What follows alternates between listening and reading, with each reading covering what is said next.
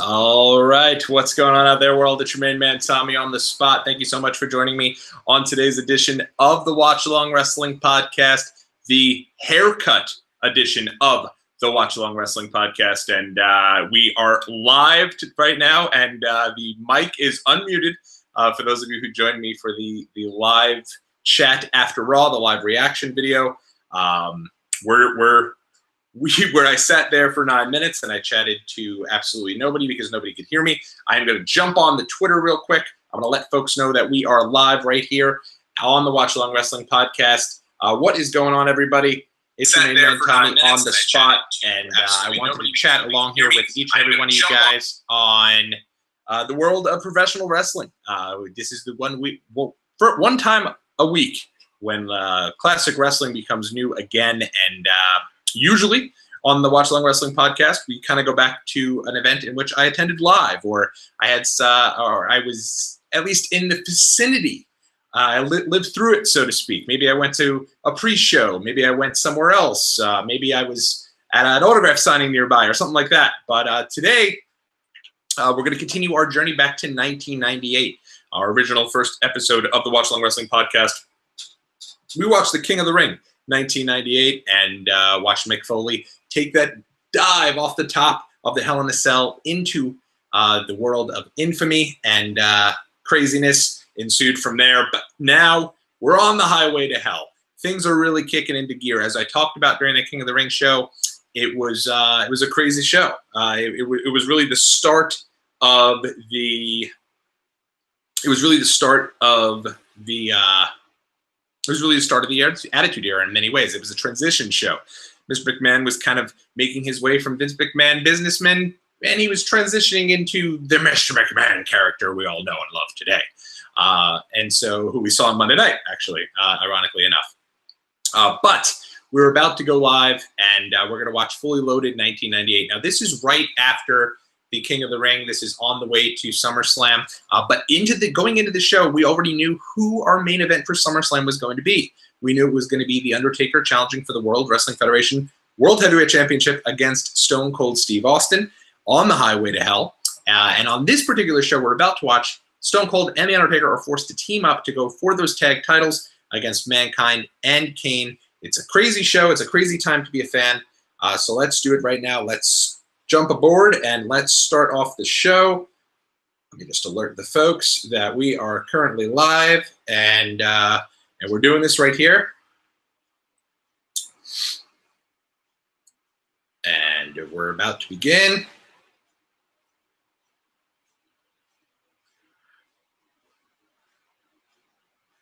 Alrighty. And away. Okay, I know this is thrilling to watch, but away we go. And all right, so we are now going to start the show here in about 5 seconds or so. So the show, where I'm already at, I'll give you guys a little bit of time. As per usual, I've done the whole, the TV14 rating. I've done that whole shebang, and I have it queued up at 000 on the WWE Network. And I actually got a question this week.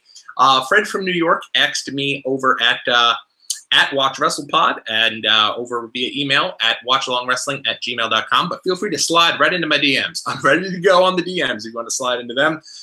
He asked me, he said, hey, wouldn't it be cool if instead of just, looking at you chat about wrestling, if we actually had the show broadcast live right on your YouTube page and then had maybe a split screen, maybe you on one side and the show live on the other?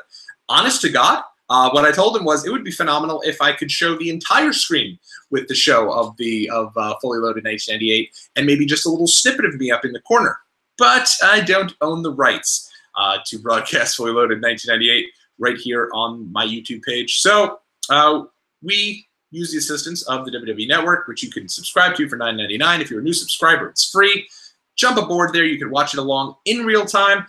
And you could have me kind of on the side. I always have a little phone gimmick here. Put me up in the corner while we do our thing, and we'll have a good time with it. So that's what I'd suggest doing. If it were up to me, of course, we broadcast live the show right here on the YouTube page. Unfortunately, though, as I told my good man Fred, can't do that. Instead, you've kind of got to do a little bit of the legwork there. But what's kind of cool about it is that if you're not watching live, you can go ahead and just have me kind of sitting up there in the corner of your screen as you watch, or maybe you can pinpoint. Let's say you only want to go back and you only want to watch the tag match. You only want to watch the Sable and Jacqueline bikini contest. I do not blame you. You can go ahead and do so and just skip around here and match up the time. So we're going to get started now. Let's start up fully loaded 1998 in 5, 4, 3, 2, 1, and go. All right. So not only is this a time period where WWE is about to basically shoot off into the stratosphere for women, with kind of seeing women as sex appeal. It's ironic that we're watching this show right the same week, just 48 hours after WWE announced the WWE Evolution pay-per-view, the first WWE all-women's pay-per-view, where it'll just be 50 women. The entire 4-hour show will be dedicated to them, and it's great for women's wrestling. It's great for the women's revolution. However, this is a different time period, and many of the women, even though, you know, one of these women, Miss Jackie, is a great in-ring competitor, a great wrestler, but as you can see, basically with the start of the show here, this is it's all about the sex appeal. And not only was it all about the sex appeal, but it was also all about Jerry the King Lawler. This is really, Jerry has now made his transition from heel commentator to complete and utter hornball, complete and utter puppies. Everything is puppies. Everything is, you know, he wants to see everything. And Jerry Lawler this is where he kind of starts things off here. So as we look at this beginning package here, it's important to remember that this is really the part of the time period where Undertaker and Kane start to be in cahoots. It starts to be, you know, these guys are in cahoots. These guys are doing their thing. These guys are, you know, is Undertaker in bed with Kane? Are they together? Are they against each other? Stone Cold Steve Austin could barely trust Undertaker. Undertaker could barely trust Kane. And again, going into the show, Undertaker and Stone Cold Steve Austin are going to be facing each other at SummerSlam 1998. And they're going to be doing their thing. And they are going to be main eventing. It's a huge match. It's a match that they've built up for a while, with Undertaker wanting that title match and wanting the and wanting to kind of go at Stone Cold. And so here they are. They're about to go on that road to SummerSlam, on that highway to hell. And this show is kind of like they've just built it up. They know where they want to get to. As we said during King of the Ring 98, Undertaker is dealing with a severely bad ankle. Stone Cold had some staph infection, and they clearly did some editing job there. And they're ready to go. This is, by the way, in Santa Fe, California. Fresno, California. Santa Fe. Fresno, California. And they're going to be in a Selland Arena. They're live. They're sold out. Look how many signs there are. And everyone's doing their thing. I'm attempting to get this bottle open. I can't even get the bottle open to get my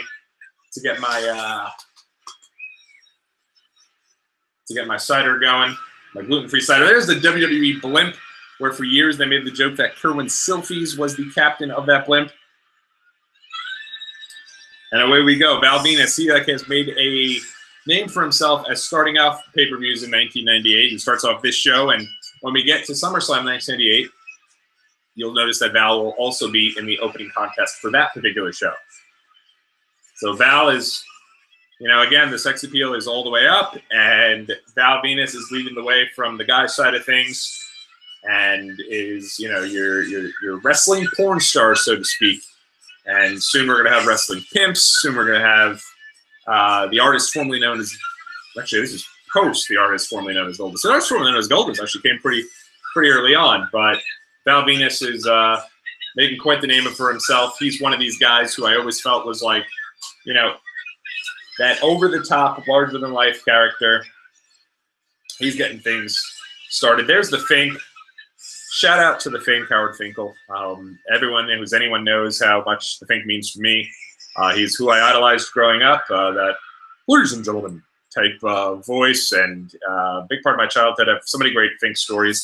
that you'll hear as we uncover this podcast and as we go through the world of wrestling through the years. So as Val makes his opening promo here, I'll let you guys know exactly what we're doing here. I was not at Fully Loaded 1998, but kind of when we started with the King of the Ring 98, I thought that was a really good starting point to kind of uncover the Attitude Era in a way. I know that's not when we started the Attitude Era. I think the Attitude Era unofficially starts when Vince McMahon makes that thing about, oh, the Attitude Era is doing his thing, and you know, you're going to see different types of programming with a little bit more attitude, and goes through that whole ordeal. And then most people, I think, really kick off the Attitude Era into the stratosphere with Stone Cold winning the title at WrestleMania 14. For me, though, that King of the Ring show is pretty iconic. You obviously have Foley going off the top of the Hell in a Cell. You have a lot of different things happening on that show. So I thought, what a great way to kind of kick things off. And once a month, we'll go back and travel 20 years back in time, all the way through the Attitude Era, and maybe there and then beyond. So once a month here on the Watchalong Wrestling Podcast, we'll take a little bit of a break from our usual programming, and we'll travel back in time 20 years ago to take a look at the year that was 20 years ago in World Wrestling Federation, WWE. So that's the main reason why we're now checking out Fully Loaded 1998, and we do plan on doing SummerSlam 1998. That is going to be, believe it or not for another 5 weeks. So it's going to be, SummerSlam itself is going to be way behind us by the time we get to the King of the Ring SummerSlam 1998. I will let you guys know the date of that right now. That is going to be on August the 29th, so almost exactly 20 years from the day in which the show will go on. This particular show, by the way, that we're watching is 20 years. We're going to hit the 20-year anniversary in the middle of this show because we start so freaking late at night. By the time that our live cast gets all the way until midnight, we're going to go and we'll hit exactly 20 years to the day, July the 26th, 1998, as we take a look and try to hit that 20-year exact mark on the show. And here comes Mr. Yamaguchi-san. We're only a little while away here from Choppy Choppy My Pee-Pee, which is the big part of the show for Val Venus and for Val, and also for really for Taka Michinoku's run in WWE. It's a crazy time, and so there's Yamaguchi-san, who I always heard was a super nice guy and always really good in terms of what he did, and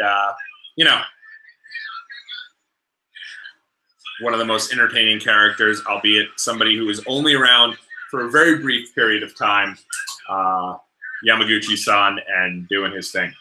Look at him over there. Is he wearing? I'm not even sure what hat he's wearing there. You'll also see Tennessee Lee. Thank heavens. No offense to Tennessee Lee fans out there.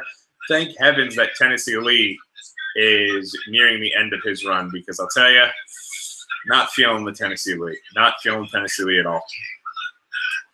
Jeff Jarrett, by the way, this is his final show before his hair versus hair match against X-Pac at the SummerSlam 1998 show.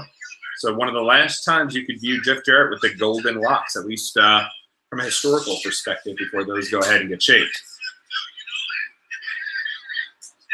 So yeah, they're building up the feud here between Kai and Tai and Val Venus. We all know where this is going. Maybe it would be perhaps at some point we could go ahead and do a look back at the Choppy Choppy My Pee-Pee, your Pee-Pee. I don't keep saying my Pee-Pee. Choppy Choppy Your Pee-Pee episode of Raw, I believe it was, where Val Venus unfortunately loses the Big Valboski event.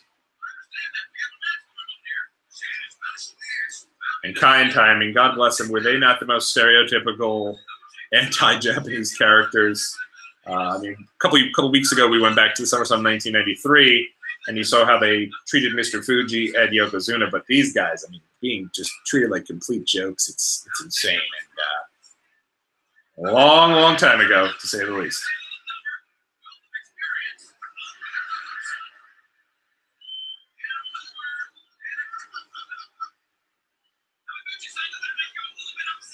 So when we were last off here, by the way, King of the Ring 1998 ended with Kane going and actually winning the world title from Stone Cold Steve Austin, and in doing so, kind of won the title out of nowhere. It was really at the time, as we said, it was big time. It was really surprising. It was something that was caught everyone by surprise and made everyone really, kind of like, oh my God, Kane is the world champion. But it only lasted one day, unfortunately. Actually, one of the underrated episodes of Raw. If ever you want to go back and just watch like a really good episode of Raw, the night after King of the Ring 1998, that episode of Raw flies from start to finish. You got Stone Cold Steve Austin challenging for the title against Kane, which at the time, the title rarely, if ever, I'm not sure it ever changed hands on a Raw. I could be wrong on that. If I am, please let me know. But you also had a bunch of folks. So not only did you have that title change, but on top of that, you also had the King of Kings triple threat match, an underrated match, which featured Ken Shamrock, Triple H, and Owen Hart in a triple threat match, and way ahead of its time. Really, really good stuff coming from those three guys.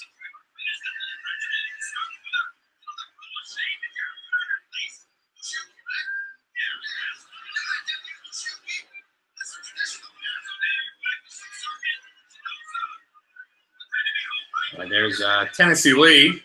You'll also see Tim White back in his referee days before he was doing the suicide lunchtime vignettes. Some of us remember way too fondly. I remember before there was the Zack Ryder Internet Champion YouTube videos that my friends and I would pull up. Oh, is that Zack posted something new? Let's check it out. Those are super cool. We're into them.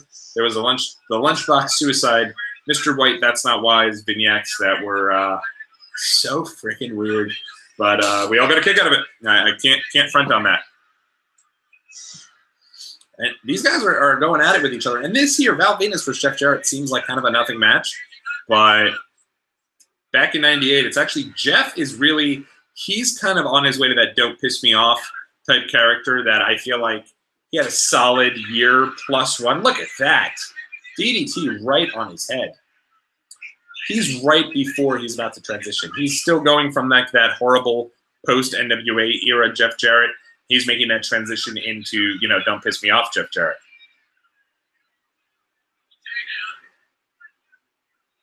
Later on, we're going to, at the end of the show, rather, we're, well, you know what? It'll probably be middle of the show because of the fact that we don't want to be up here till 2 in the morning. So I will have a couple of different announcements throughout the show. One of those announcements, if anybody enjoyed my Raw live reaction, I do plan on doing these things a little more frequently, and I do plan on turning the mic on before I do the show because of the fact that I don't want it to be a situation where I'm talking and no one can hear me. So I will make sure that the mic is on for that. And we'll do a live Raw reaction from time to time, and also do some kind of live news updates. That Wrestling Drive, I'm trying to nail the Wrestling Drive down. I've gotten a holder for the phone so that we can drive safely while also chatting about the world of pro wrestling and also trying to improve the sound quality on that. So definitely log in, subscribe to the YouTube page. I do really appreciate all of you guys. A couple of folks have subscribed. I appreciate that a lot. A lot more folks over on Twitter at WatchWrestlePod. I've been communicating with you guys. You guys have helped to spread the word about the show. Double thumbs up for you guys, 2 of them. And I can't thank you guys enough. It's going to be a fun summer here on the YouTube page. I'm going to a whole bunch of shows. I've secured my tickets for NXT TakeOver Brooklyn. That's going to be fun. I secured my tickets for SummerSlam. Maybe we'll do some live cut-ins, like, live from the show, outdoors, getting ready to go in for each one of those shows. I'm going to go to the Dolph Ziggler and Friends comedy show the night before NXT TakeOver. So I'm kicking my weekend off actually on that Wednesday. That's going to be a lot of fun. I can't wait for that. I've wanted to see Dolph do comedy for a while. His brother, Ryan Nemeth, who was a wrestler in his own right back then, is actually a pretty accomplished comedian as well. I hope he makes an appearance there. Seems like Renee Young's going to make an appearance there. Charlie Caruso, Tyler Breeze. And those are just the guys that are announced, and they announced some more surprises there. So going to be checking that out. Going to be all over the place SummerSlam weekend. And even before that, not this Tuesday, but the following Tuesday, I will be on hand live for the Progress Wrestling show in New York City, right here in Queens at La Boom nightclub, which I've been to La Boom a couple of times, never for a wrestling show, though. I'm interested to see how they kind of set everything up there. And I hear that snarkiness. Yes, I can go to La Boom. Thank you very much. But I'm excited for that show. Progress rocked the last time they were around. They had a triple threat between, I think it was either Walter versus Matt Riddle one-on-one, or it was Walter versus Matt. Yeah, I think it was those two one-on-one, but I feel like Keith Lee, he was involved in a four-way as well. You had the guys from British Strong Style there. You had Gentleman Jack Gallagher on hand. That was a lot of fun, and they bring it at the Progress show. And I heard La Boom. From when I've been to La Boom, hey, Val picks up the win as I'm chatting about La Boom and Progress Wrestling. But I'm excited for it. I hear the air conditioning there is much better than the place they went to last time. But yeah, at the time, Val is starting his foray with the different women who are linked to a couple of different WWE superstars. Val's cheek is busted open super hardcore here. So eventually he's going to move on to Mrs. Yamaguchi-san, who is the wife of this gentleman we see here, Mr. Yamaguchi-san. Oh, here we go. Let's hear what Val has to say.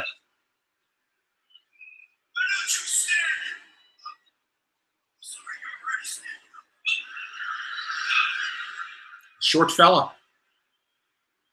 You know, if Val does that, I'm gonna go grab. I'll be right back in 2 seconds here. Hang on.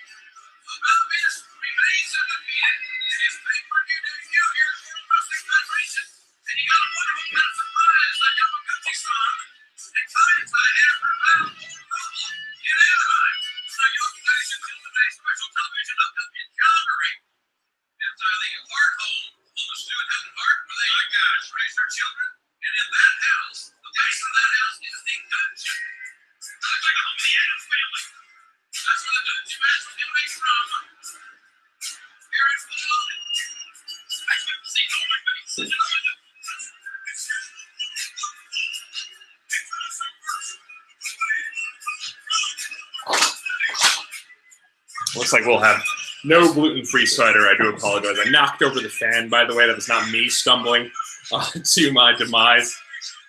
D'Lo Brown, man, one of my favorites of all time here. Love me some D'Lo Brown with the shaky leg drop and the head nod and the Godfather starting to transition into the tent. Store here.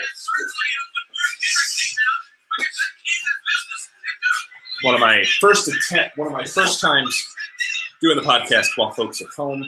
By folks, I mean my wife. So keep it down a little bit, but she's understanding of our live studio, so to speak, here at our place.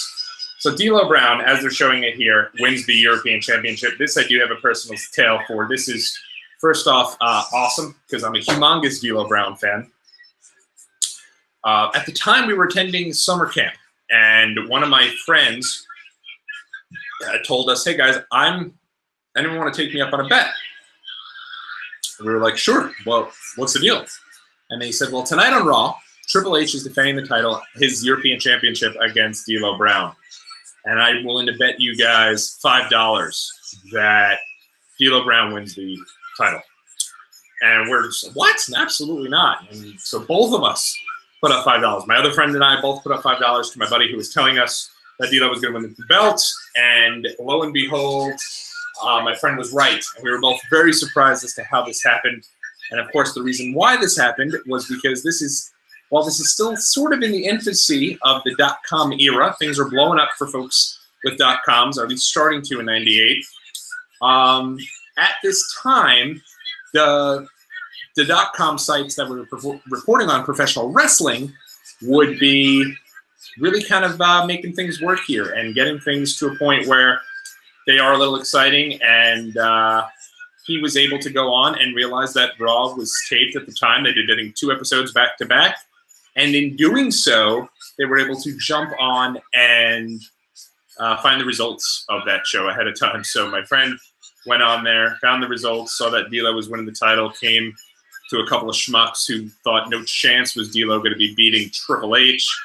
And lo and behold, he did. And we were both out $5. My friend walked away with $10, which at the end of the day, 11 years old as a little camp kid, $10 and get you a couple of snacks over at the snack stand. You're the coolest kid in class. So he got us pretty good there. But D'Lo is really coming into his own here. This is really the first push, first time which he's going to get a push. Remember, now he's almost in the company for 2 years. He was one of the early members of the Nation of Domination, despite the fact that he wasn't really ever acknowledged. He was there, but he wasn't really acknowledged.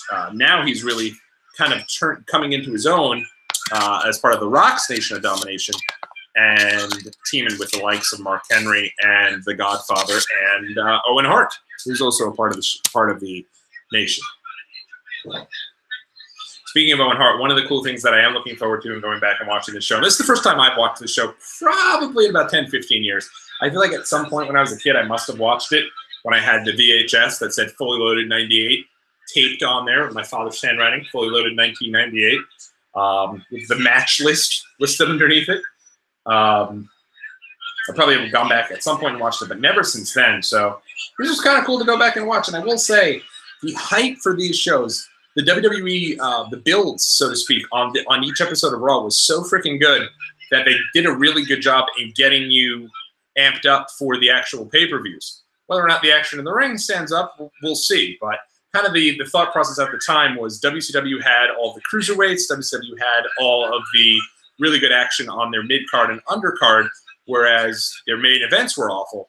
Whereas WWE, maybe the action wasn't as good on the mid-card and the undercard, but the main events were super solid, because now you had Stone Cold Steve Austin in his peak, you had Mick Foley in his peak, you had Kane coming into his own, Undertaker still there, Triple H and The Rock are both upcoming, so there was a lot of, just a loaded roster filled with main eventers. D'Lo now, by the way, is sporting his chest protector that he became super popular for. They even just came out recently with a WWE Elite figure featuring D'Lo Brown not only carrying the European Championship, but he also does have the removable chest protector, as you must have. I think they've actually, other than obviously Owen Hart, I think they've now created every member of the Nation, though I don't think Mark Henry and the Godfather have typical Nation colors in their Elite figures. But X-Pac right here, too, such an underrated guy. A lot of people remember X-Pac as being part of DX, and DX is known really for their antics and their promos and all the silliness. They're a little while away from doing the mocking of the Nation of Domination, which is coming up on the road to SummerSlam. But X-Pac is just super solid in the ring, and I think people didn't really appreciate him as much back then. But there's definitely a reason why Chris Jericho said in his book that Vince McMahon trusted X-Pac so much that he said, if you can't have a good match with X-Pac, you can't have a good match with anybody. So X-Pac was kind of that litmus test for all newcomers coming in, and you can see why. He's just freaking great in the ring. Also, if you take a look back here, X-Pac debuted when we went back and we watched the SummerSlam 1993. I think we said X-Pac was 20 or 21, so he's still only like 26, 27 here, and he's already gone and had his run in WCW as part of the NWO. Now he's back in WWE as the uber popular X-Pac, and really kind of getting into his own following now.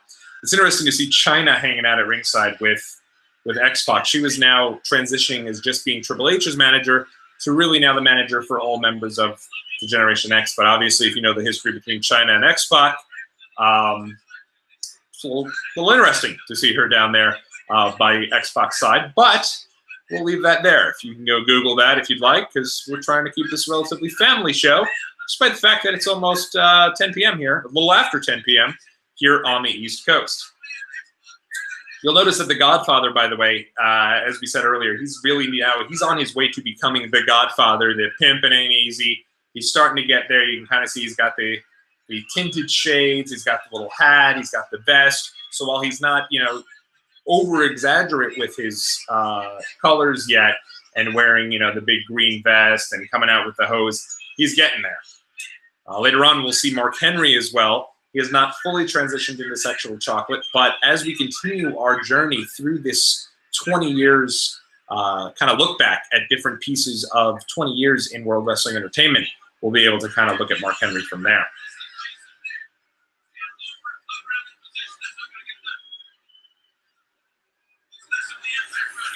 You could hear JR and King at their absolute best. JR doing his thing. I'm attempting to get this strongbow open, and God damn it, I can't do it.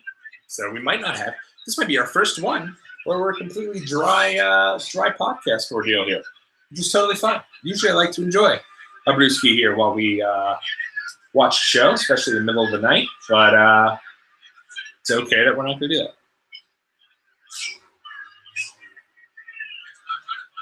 Now, what's crazy about this chest protector, first off, it had to be a bitch and a half to wear. Look at him over there. He's rocking this chest protector. It's freaking loud and big and heavy and bulky as can be.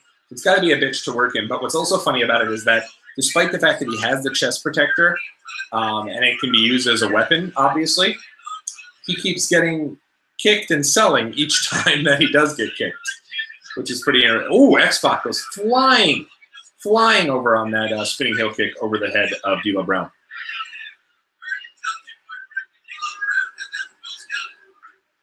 Dropping X-Pac, and now, oh, my favorite move, my favorite transitional move, the shiggy leg. Oh no, it's a shame. I thought we were getting ready for the shiggy leg drop, which not even sure who came up with the name for, but what I will say about this is these guys are both just really, you know, what you're seeing here is not only does everybody matter so much on the card, but everyone has their own place on the card. Val is sent out there to get the crowd amped up. These guys are clearly in your undercard, but maybe get transitioning to their mid-card slot. It's really kind of where I feel like they lack a little bit these days because every match means so much, and every match is for a title, and every match is so, you know, it means too much almost. Every single match doesn't have to be a huge match because what happens then is there's no build-up throughout the show, and instead there's far too much going on. And after this match here, what we're going to do, I'm going to go through the schedule of events because it's going to be a really fun SummerSlam event. Really fun way to get yourself amped for SummerSlam here on the podcast and here on the Watchalong Wrestling podcast. So if you wanted to get yourself ready for SummerSlam, then this is the place to be. Once a week, we're going to look back at different. We're going to have 2 straight weeks of SummerSlams coming up here. And then a lot of really fun stuff leading into SummerSlam itself. So we'll get into that. But first, let's continue on with this matchup here.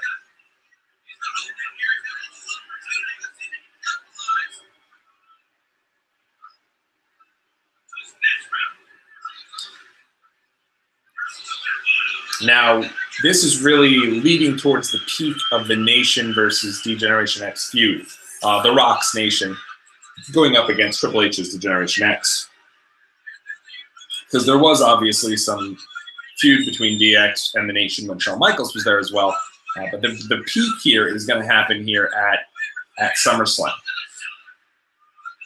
But I will say, despite of that, you know, even though they were really feuding, these guys, the Sky High. There you go. So that was their way out of kind of doing the clean losses there. It was more about they would find a way to get out of it by having somebody kind of chime in, somebody kick somebody. Godfather put the boots down to X-Pac. So he kicks him, and not only does he kick him, but in doing so, X-Pac gets out of X-Pac gets pinned.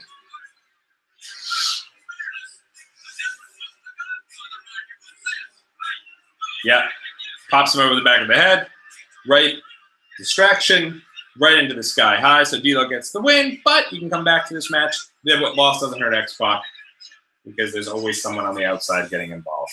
China was no help at all, by the way. Where was she? Where was she when the Godfather was interfering? And even though, there's Edge. So Edge, as I said, right before King of the Ring 1998, Edge does make his debut.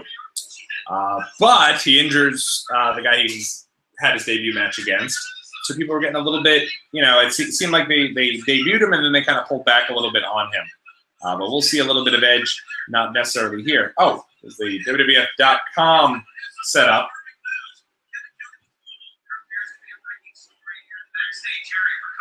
Listening to Kevin Kelly. The Undertaker has not yet arrived tonight here to the arena to compete the main event at Fully Loaded. He hasn't arrived yet. He's many hours late now, Tom, and I'm starting to get worried. Kevin, a fellow he was in San Francisco last night, but the Undertaker's reputation in the dressing room is that he won't let anybody down. I've got to say that in my heart of hearts, I know he's going to be here tonight. I've got to believe that. We'll have to wait and see. Our cameras are mounted all over this building, and we will find out if and when the Undertaker arrives here tonight. Undertaker's not here. Doesn't sound good. Something gets done. All right, so as we dive back in here and check out my main man, Farouk, going against Too Cold Scorpio. Man, they got out of Farouk. Farouk was like in the nation 1 month and then out of the nation the next, and way down the card. And it was bizarre to see kind of how quickly down the card he went in facing off and doing his thing with going up against The Rock, and now all of a sudden, just 2 months later, now he's in this do-nothing team with Too Cold Scorpio, who isn't going anywhere fast. Here's Terry Funk. This I always remember.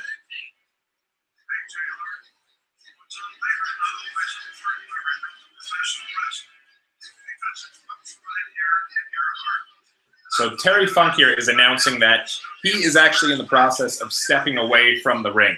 Now, at the time, Terry Funk was like 56 years old, I believe, or 54 years old.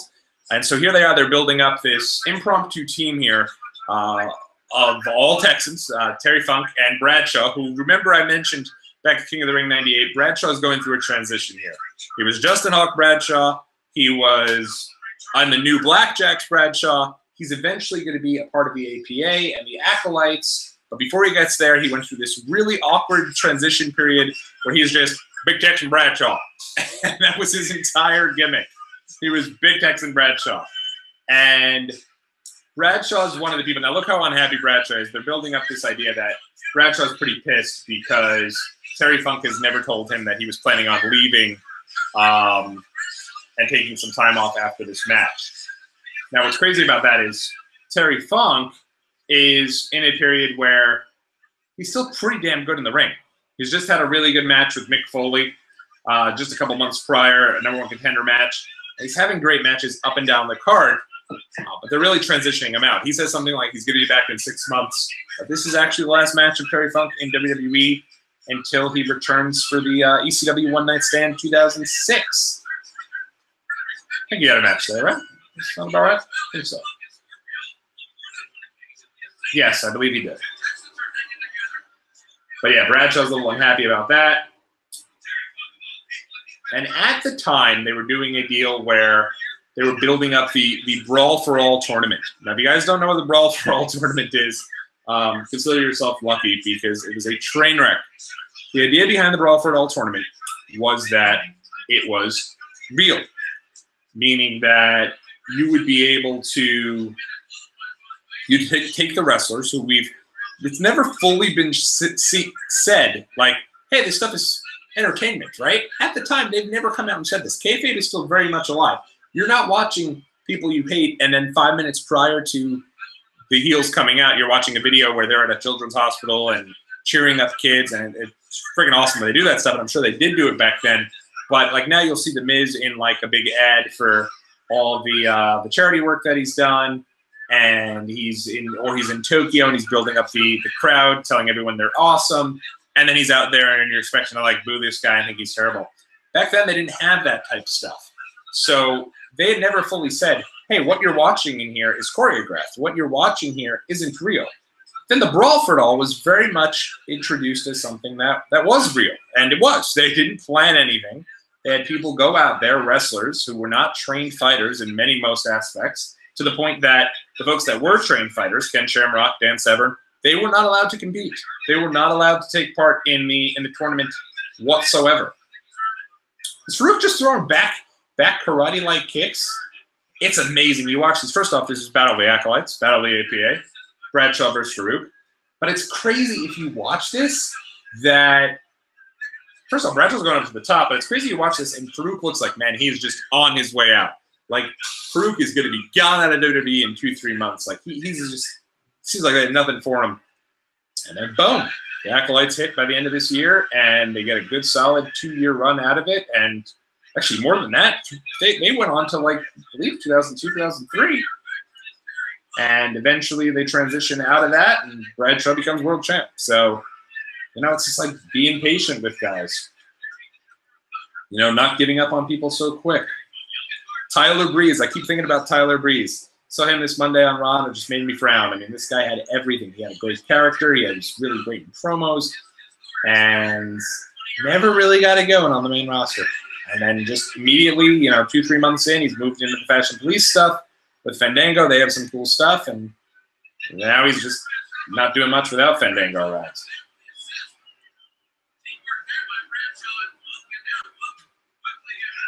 Bradshaw is going back up to the top again. This is Big Texan High Flying Bradshaw. And Terry Funk is looking his age. I'll be honest. I love Terry. He's looking his age. Big catch into a power slam from Farouk. Scorpio, by the way, in case you're wondering what he's doing there. What's that? Oh, you were not wondering what Scorpio was doing there? You couldn't give two shits about Scorpio? I'm trying. I'm trying here, folks. Yes, I realize this is a 2-0 tag team match. But Scorpio, he's in the process. He's going to soon be a part of the Job Squad. And it's never really gotten going for Scorpio in WWE. He had his run as Flash Funk that didn't really last that long. But it's a shame because the dude is just so freaking talented. And you look at the size of this guy.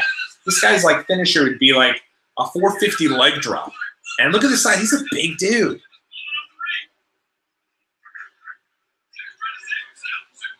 I will say Bradshaw is really busting it. And this is the same, this is JBL, you know. He's clearly not in the best shape back then, but God bless him for trying. But he's really busting it in this match, way better than I remember. And you don't really, oh, here I am singing his praises. He damn near drops Scorpio right on his neck. So what they're doing, they're building up this story that Undertaker is not going to show up in his match with Stone Cold Steve Austin. He's going to leave Austin high and dry. And he had done that leading up to the show. It seemed like he wasn't going to be there for Austin. Austin was in handicap matches going into this match. Austin was in a variety of different real bad predicaments for him going into this show. And it looked like maybe Undertaker was turning against Stone Cold and would be kind of joining forces with Kane and Mankind. So the storyline here is maybe WWE is coming out of the promoted match and building up that it's going to be a handicap match instead.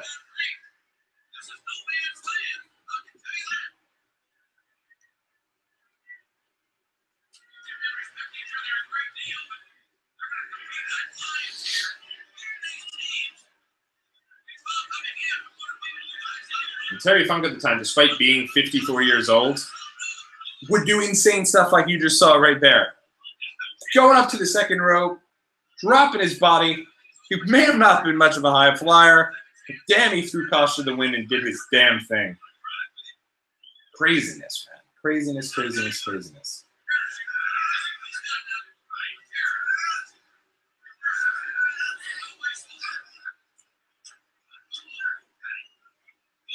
Oh, Farouk just taking down Terry Funk there. So as you've seen here, you know, as great as these guys are, we're watching this match, and right as I say that, that wasn't great. That was not much of a high-flying move. At the time, the cruiserweights are rocking and rolling in WCW. So you're getting guys like Dean Malenko, Chris Jericho, Rey Mysterio, Juventud Carrera. You see how I threw on the Spanish accent? What's up? Ultimo Dragon.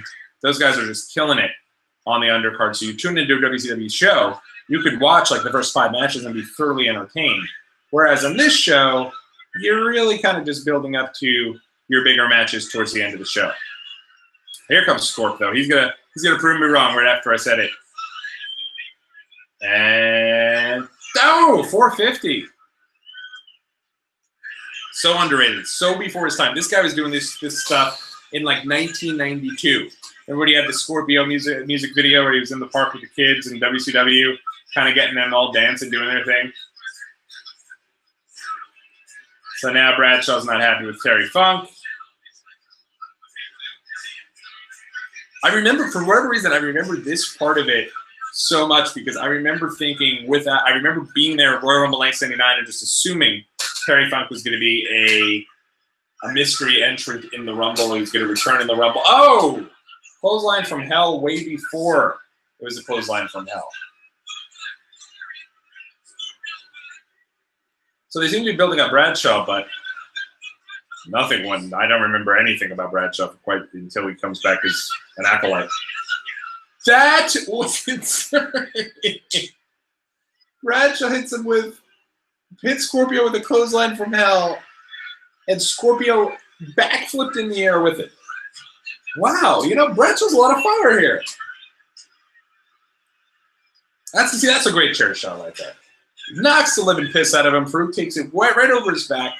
As safe as a shot like that he's going to take, and believe me, I wouldn't be volunteering to take one, but that's cool. Not taking it and smashing it over his head and causing a big dent right there. But despite this, Terry Funk really is done after this for quite some time. At least this memory serves correct. He never returns. Seemed like they were building this match between these guys up. And who knows? Maybe I'll go back, I'll watch these episodes of Raw and realize that wasn't the case and Terry Funk did return. But Meltzer would talk at the time, because I went through some of the observers, that WWE is trying to build up something to say, you know, if you were an old-timer, no matter how good of an old-timer you were, as we rewatch Scorpio selling the crap out of that clothesline, that is how you take a clothesline. Shit stick. But Meltzer was saying how WWE was starting to build up that no matter how accomplished you were as an old-timer or as a legend, you were something, you know, you had to realize that you weren't, you know, wasn't much place for you in WWE at the time. As you can see there, Terry Funk's still having great matches. He's getting phased out. He's on the way out the door. And they're building up again. It's bikini contest and also furthering the storyline with Jerry Lawler. So let me tell you about the Watchalong Wrestling podcast schedule over the next couple of weeks, because it's going to be a lot of fun as we get down to SummerSlam.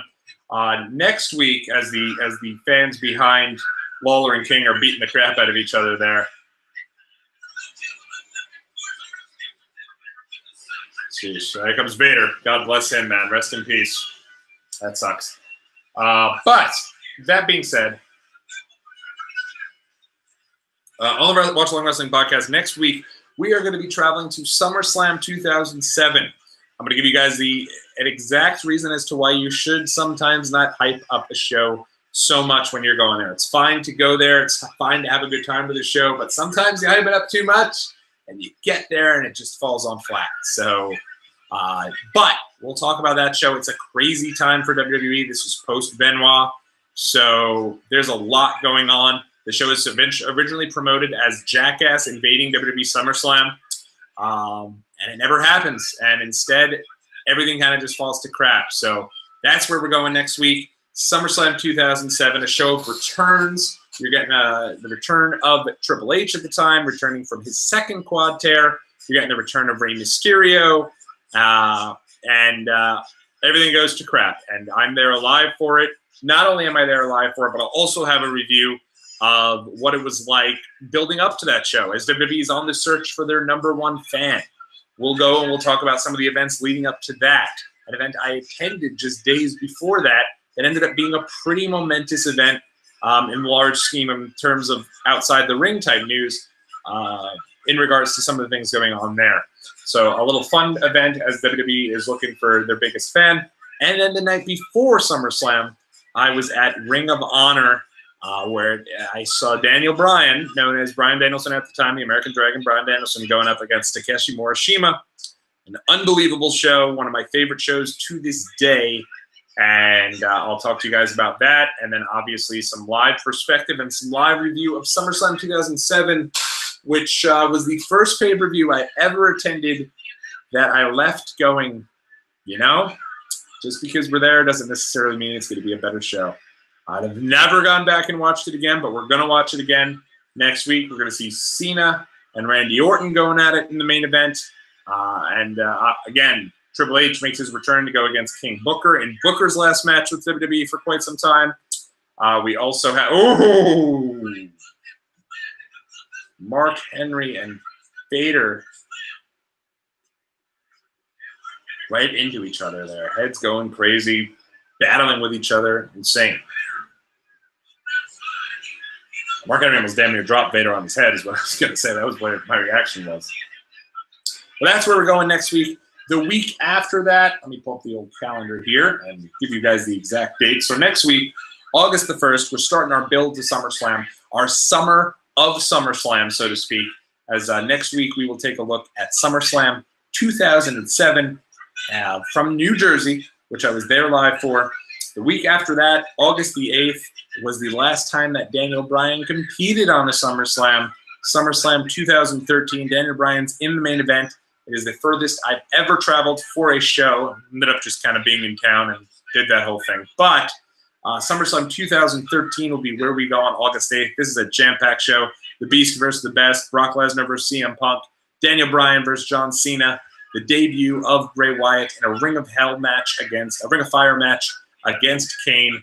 That is a loaded, loaded show, and can't wait to go back and watch that show with all of you guys 2 weeks from today on August the 8th.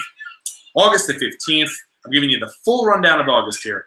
August the 15th, with this being the 4th year in a row in which SummerSlam has been in New York City, and very well maybe end up being the last year in which SummerSlam is in New York City. At least that's just speculation on my part, but you figure if WrestleMania is in New York, I doubt they'll also bring SummerSlam to New York next year. It seems like too quick of a turnaround, so I think you're going to get an announcement that SummerSlam's going somewhere else. I think we'll announce that this year.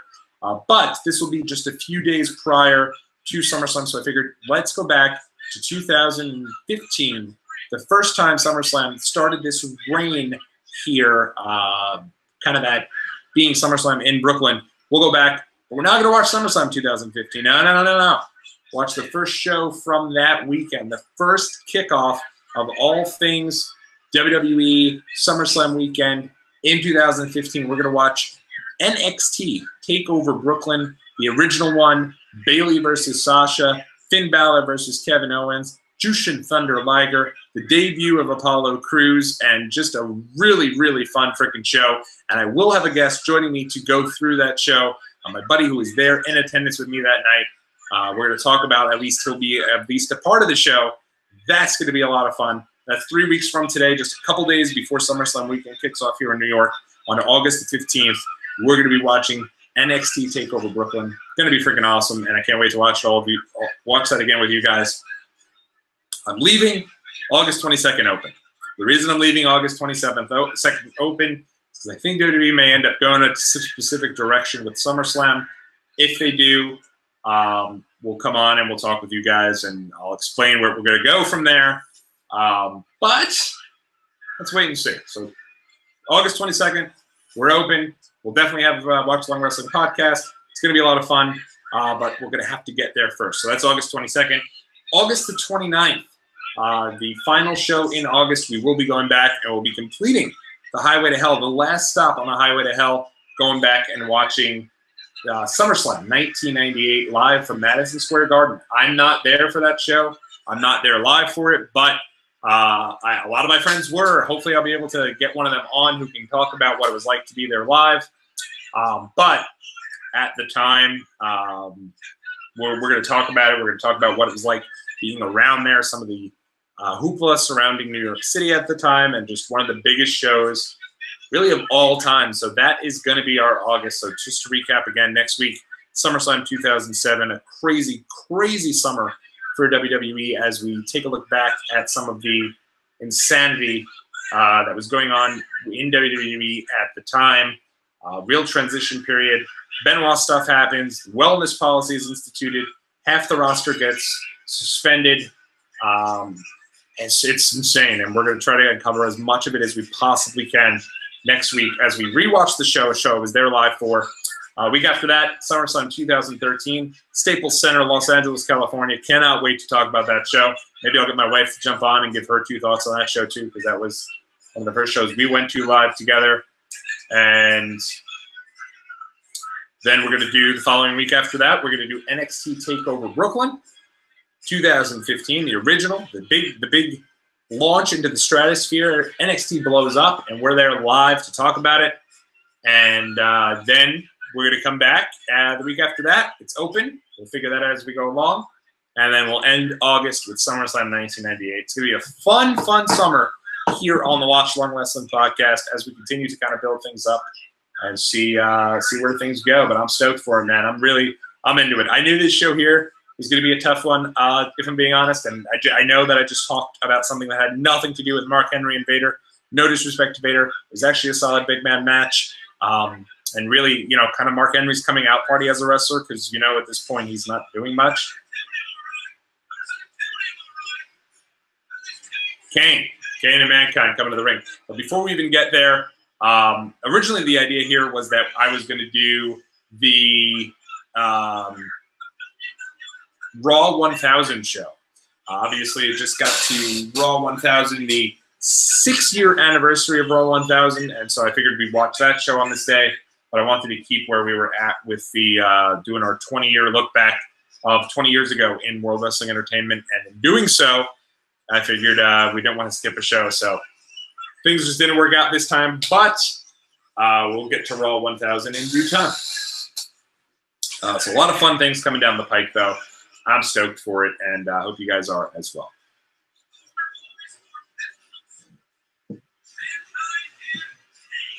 So Bruce Pritchard mentioned something that when they were doing their show in King of the Ring 1998, that Vince McMahon was going through a period of time where he felt like he wanted to build things up build the pay-per-views up similar to how the shows were going. If you watched the episode of Raw, there'd be promos, there'd be interviews, and then you'd watch the pay-per-view, and it would just basically be a variety of matches. And so Vince McMahon wanted to kind of make the pay-per-views a little bit more reflective of what television shows were like. And so he started to add these types of interviews and different segments like that. And if you notice the beginning of the King of the Ring 98, that starts with an interview. They have this interview segment here with Paul Bear, and then you're going to see even more interviews a little bit later in the show.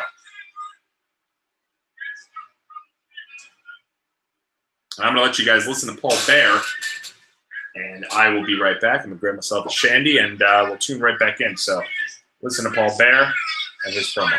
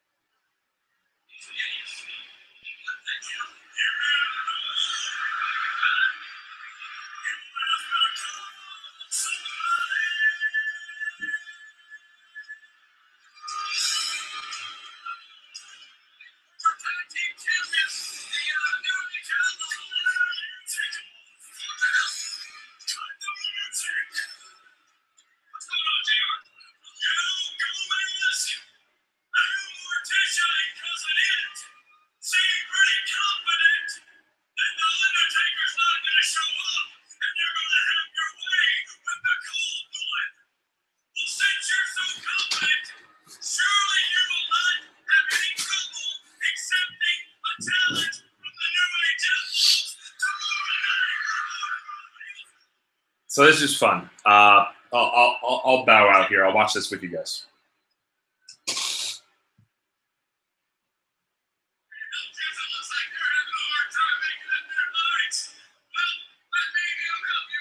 Cheers, by the way. Got the bottle open, gluten-free, Roll Tide. Let's do it. We're excited about it. I threw in a little Roll Tide for our fans of Conrad Thompson, and we're good to go.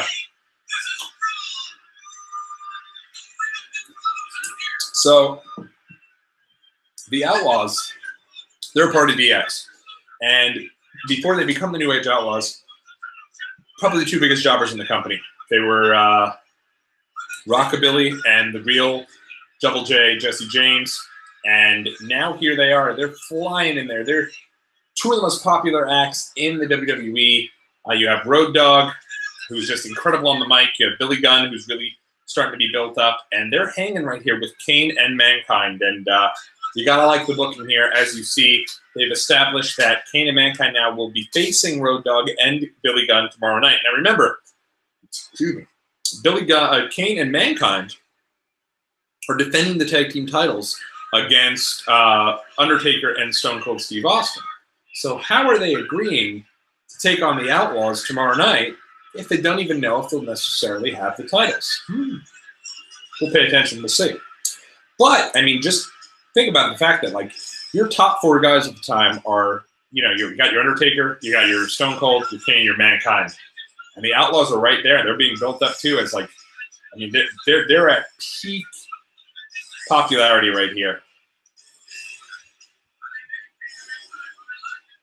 Road Dogg with the "Oh, you didn't know" and his whole spiel with ladies and gentlemen, boys and girls, doing that whole thing.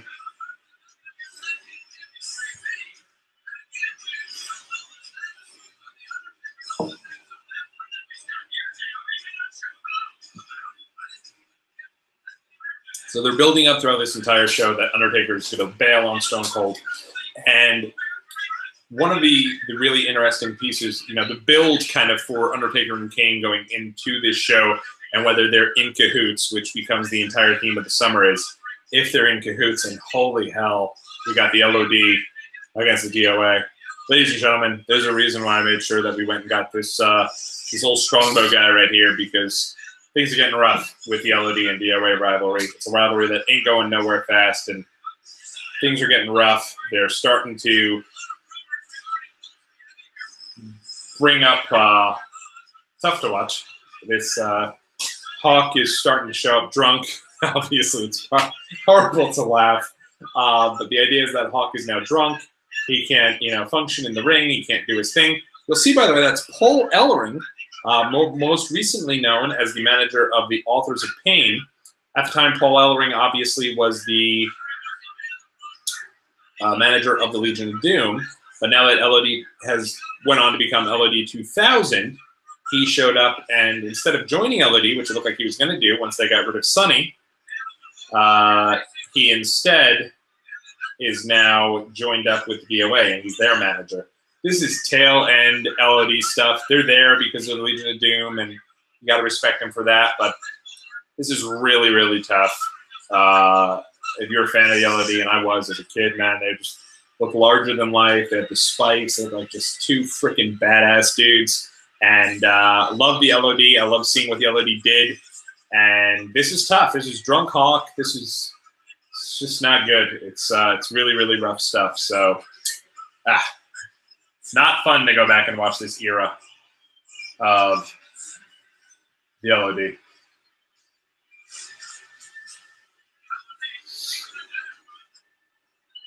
Now, DOA at the time, they've kind of ditched.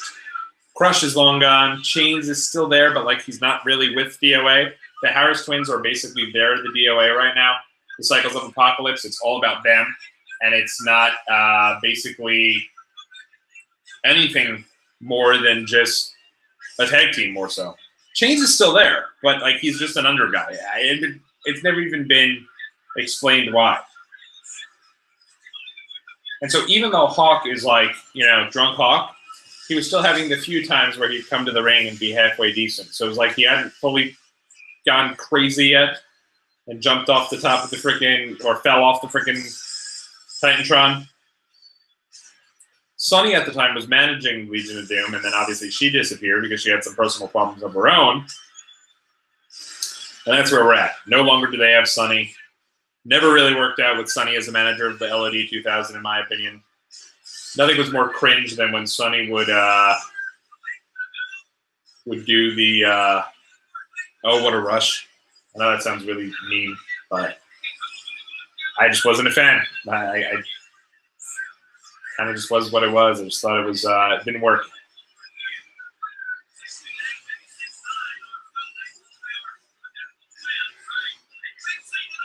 Pretty cool the fact that Skull and 8-Ball literally are twins. And if you're not following along with who Skull and 8-Ball are, they've actually been in WWE before.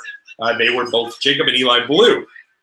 If you're not sure who Jacob and Eli Blue are, go back and watch WrestleMania 11. They faced the Allied Powers, Lex Luger and British Bulldog, in the opening contest. They have a couple other matches in '95, but they don't last very long. But their manager was Uncle Zebekiah, better known as Zeb Coulter, who we'll see in 2 weeks when we go back and watch SummerSlam 2013. Really sucks they didn't bring Paul Ellering back up with AOP, Authors of Pain. I feel like he added so much to the character. Apparently said he was down to travel. He was totally about it. He was, ready to be back on television. And it's tough because I feel like AOP right now are in the process of finding their own footing, specifically on the promo side. And I think Paul Ellering really helped with that.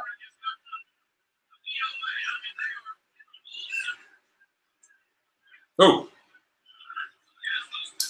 Give Animal credit. He's trying his best here. Animal would eventually go on to a singles run in WCW.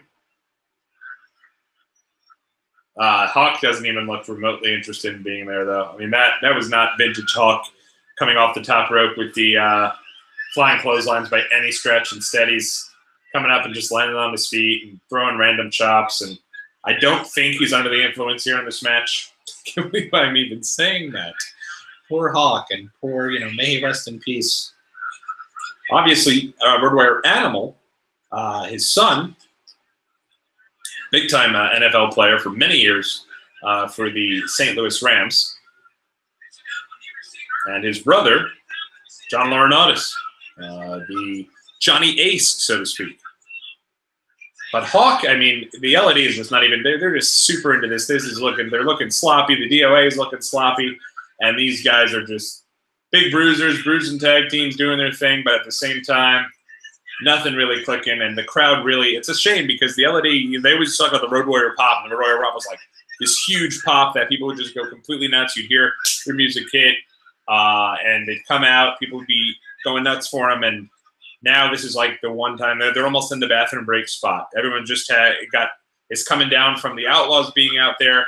Everyone's coming down from, in every match thus far, you've had Val Venus, then you had DX, then you had D'Lo Brown, you had the Outlaws last segment, Kane and Mankind last segment, and now you're getting DOA and LED, and just the crowd doesn't care. And this crowd is a super hot crowd. Almost everyone has a sign. They're right there. They just can't wait to be a part of things, and they're really stoked. And that said, no one cares about the LED and DOA. It's a shame that the LOD's run ended so on such a sour note in WWE. Of course, they would come back in 2002 on a random episode of Raw. They challenged RVD and Kane, and kind of fell out of favor. They just did. Oh boy, Hawk falls literally on his head.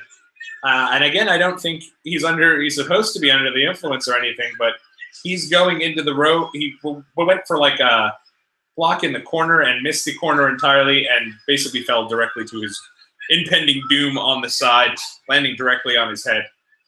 Let's talk about how awkward Paul Ellering's goggles are, too. Not too sure what those are about. Not exactly fashionable by any stretch, but it's looking very, very weird. And he also has a jacket that says Mr.com, which I don't think they ever explained as to why he's really even, why he has that on, or why he's even with the DOA. I think he's there with the DOA just because, it makes logical sense. LED comes back as LED 2000, and rather than having him, they've employed the services of one Sonny after having him for many years. But so it makes sense that he's going against them, I guess. But didn't work, man. Did not work, and it's a shame because I feel like Paul Ellering is one of the better managers out there, as even evidenced by his stuff with Authors of Pain here today.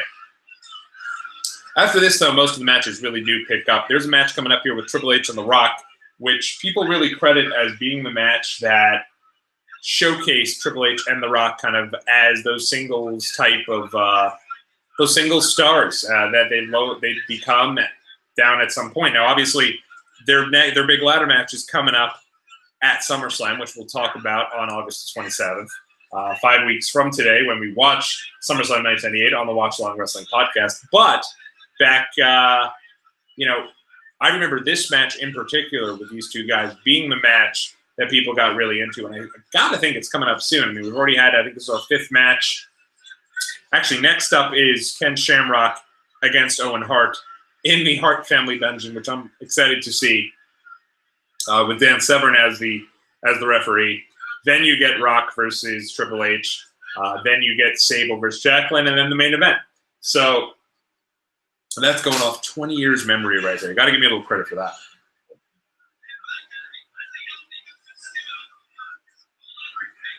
So the rest of this show does pick up. This match, though, not so much.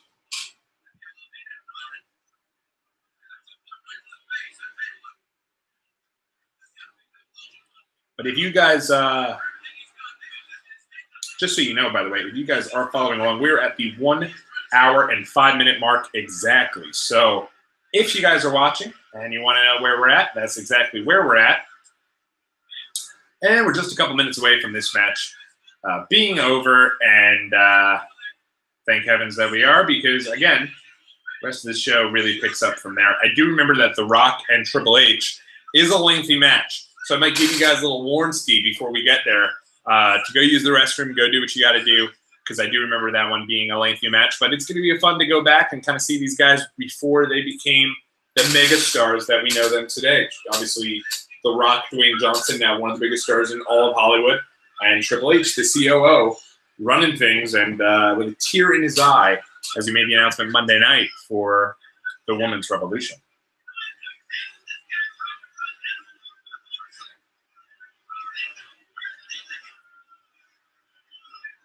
Somebody with a sign that says Undertaker Rules with 2 pieces of magazine taped right under Undertaker Rules. So it's Undertaker Rules with 2 pieces of magazine right there, and you gotta love the creativity. One thing I wanted to quickly tell you guys here, and this is kind of a side project of myself, tomorrow night, if you can't get enough of me, and you want to talk about something that's not wrestling, I will be debuting another podcast. Follow me along at Tommy on the Spot for more information on that. Tomorrow, a new podcast venture that I'm going to be joining, and we'll have a co-host for that one. A lot of people have asked, oh, why don't you have a co-host for this? And some folks have reached out on Twitter and said, hey, man, I'd love to co-host the show with you. And for those of you who have done that, thank you for that. Right now, again, we're just starting to build this up, though. We haven't even started to talk about this. I haven't even really broached this up with too many of the wrestling websites, too many of the wrestling messenger boards, just because I'm trying to kind of get my feet wet in doing this. And until I know that we can do this consistently every single week at a specific time, I don't think it's fair to either bring anyone else in there to do it with me. And so I feel like I'm talking to you guys. I'm talking to the viewers, the folks that are watching at a later time, folks that have downloaded this. And that's exactly what we're going to do for now. But we will have guests. As I said, there's going to be one of my buddies who's going to join me in 3 weeks when we rewatch NXT TakeOver Brooklyn. I'm pumped for that. That's going to be great. And I went to the show with him, and I'm going to NXT TakeOver Brooklyn with him this year. So that'll be a lot of fun. But that's the reason I don't have any co-hosts there. And also, in all honesty, most of my buddies, most of the people that I talk to on an everyday basis, Doomsday Device coming up. Not the same. Not the same. It was a half-assed Doomsday Device. Even the Doomsday Device didn't look as good. And it isn't over. Man, I was hoping it was over. I have had enough of yelling and DOA. I was hoping it was over. But in doing so, yeah, most of my friends, a lot of my friends, they watch wrestling, watch it casually, and are just not as big fans as WWE these days. But I mean, never say never. I've spoken to a couple of them, and you know, I could definitely get somebody on here. But again, the folks that reached out on Twitter, I do really appreciate it. I know that our kind of our social media team, the folks that run the @WatchWrestlePod, have told me that there are folks that have slid into our DMs, so to speak, and asked if they can come on to the show and at least talk about different things. I love that. And maybe at some point we'll get to that point where, hey, someone's there live. Let's get them on here and we can chat with them and have them on here. But for right now, we're just going to keep things like this. And, you know, again, down the road, we'll see where it goes.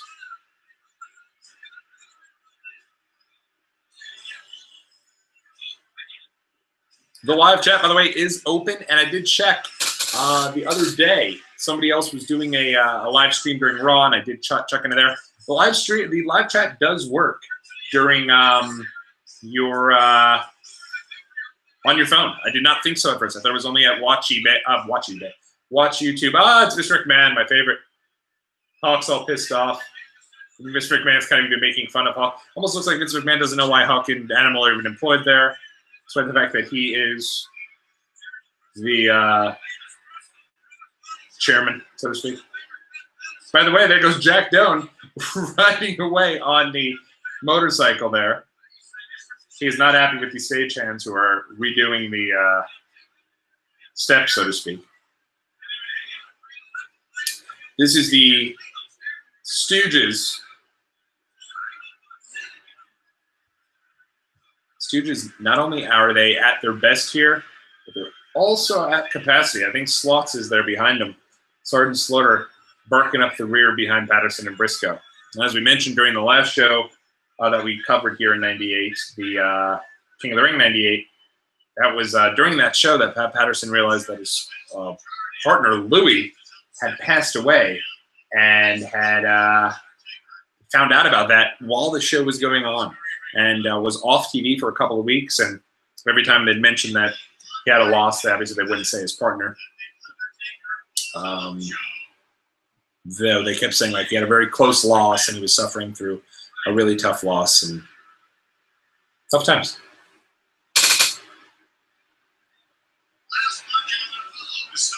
So again, they're trying to make the big match between Vince McMahon and, I mean, they're trying to make the pay-per-views a lot more like Raw, and they're trying to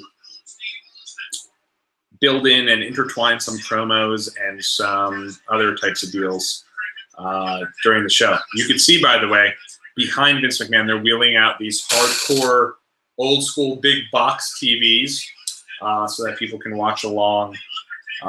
Even back then, it was Watchalong Wrestling back in 1998. They could watch the match between Owen Hart and Ken Shamrock live from Stu Hart's dungeon, the famous dungeon, which you'll see here. So let's listen to Vince.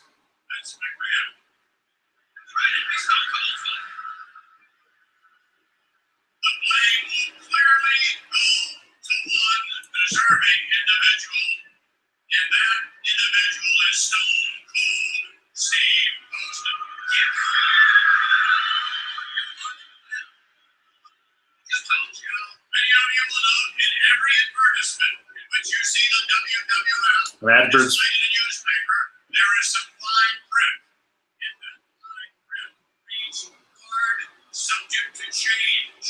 So with that in mind, advertisements, I guess, is an advertisement.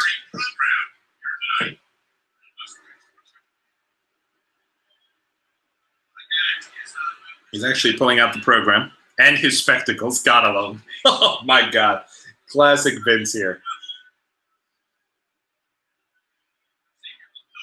Look at Briscoe, total kiss ass and freaking awesome at it. In your program, you would note this insert at the bottom of it in a fine print in space. When scheduled talent is unable to appear due to circumstances beyond the control of the promoter, that's me, Vince McMahon. The promoter reserves the right to make a suitable substitution. So therefore, in the unlikely event that the Undertaker pulls a no-show, then I will in fact order a suitable substitution. As a matter of fact, I should introduce you to him now. This is a total bait and switch, for sure. This is tag team partner, the face Kane Mankind. In the event the Undertaker no-shows will be the Brooklyn Brawler.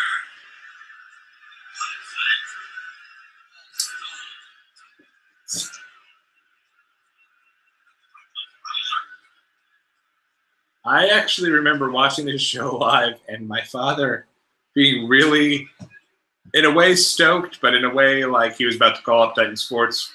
There's many a times my father almost was going to call up Titan Sports, and I think if they replaced Undertaker with Brawler, that was really going to be a deal. But it is cool to see Steve Lombardi, who's obviously, he was an employee in WWE forever. I mean, I think till like WrestleMania 32, he was an employee.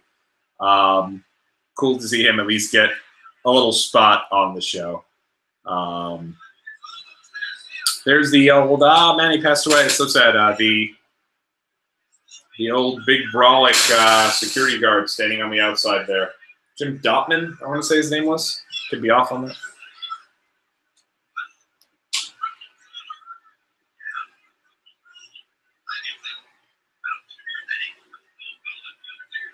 So they're building this really. They're building this idea that Undertaker and Austin are going against each other, and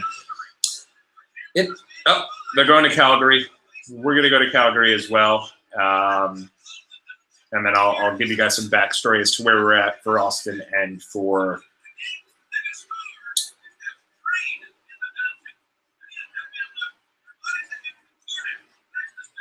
now this match upcoming. They actually did not. This was not live. Obviously, in the dungeon, they actually filmed this. Oh, so the fan lost his sign there. Yeah, that's in the famous Hart family dungeon, but they had filmed it a couple days prior. Great shirt. Look at this. Ken Shamrock coming to the dungeon right from it looks like the hallway or kitchen or something back there.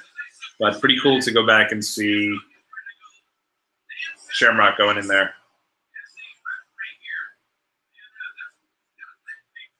Great shirt though, and then there was one crossed out, and Owen, the last surviving member of the Hearts at the time. Obviously, everyone else basically departing with Bret Hart when he did. But pretty awesome how they did this here. You can kind of tell it's a little bit of a pre-tape based on some of those cuts there, with the zoom in of Dan Severn, who is acting as the referee there. But this would lead to a match between the two at SummerSlam in a octagon type deal. Basically, the Lion's Den, so to speak. So you're getting the Owen Hart's version of this in the Hart family dungeon, and then you're going to get Ken Shamrock's version in the Lion's Den at SummerSlam. And the way they did that was they separated that one match, and they put that in the theater at Madison Square Garden so they could sell tickets specifically to see that fight, and then the rest of the show you'd watch on closed circuit on the big screen right there in the theater at Madison Square Garden. And even so, I didn't go.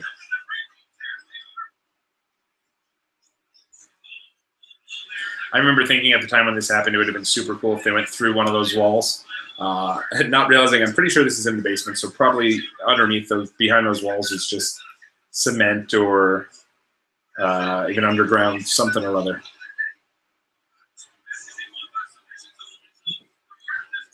So yeah, what was pretty cool about this was even though the Nation was feuding with the Generation X at the time, each one of the members of DX and the Nation had their own thing going on. You had Mark Henry, he was against Vader. You had Owen Hart, he was against Ken Shamrock. You had D'Lo going against, he was with X-Pac, and Brock was with Triple H, but at least it was, ooh, picture perfect German suplex. Belly to back suplex? German suplex, right? Onto the mats. They look like they're just beating the utter crap out of one another there. So yeah, as the Brawl for All tournament was going on, and these guys were beating the piss out of each other for real, and, you know, Owen Hart utilizing the piping to hold himself up there and hit a Hurricane Rana. This is a pretty good little match here. It's pretty cool to see the cameramen are right there, so you can see them in almost every shot. The weights. So yeah, but while that Brawl for All was going on, Shamrock and Dan Severn did not compete. It would have been ridiculous if they did compete. They would have destroyed everybody with ease.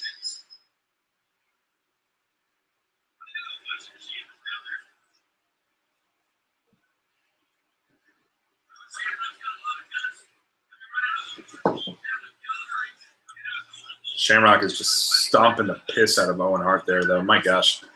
Right in the corner of this basement. Fun fact, this thing that you're watching here, this little match here in the dungeon, was what inspired me to start my own wrestling federation with my buddies. We had a backyard, but it wasn't really what I felt wasn't big enough for an actual show. So we would do it in my basement. And it is this match that you're watching right here that was the inspiration for the wrestling federation that I had with some friends of mine called the 24/7 BWF.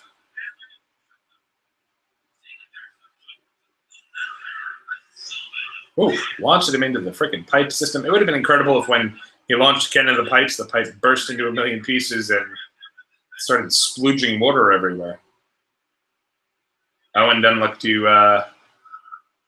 Oh, right through the ceiling! That is crazy. I did not remember this at all. That's really neat. What a cool little spot there. Ceiling falling apart. Putting Ken's head right through it.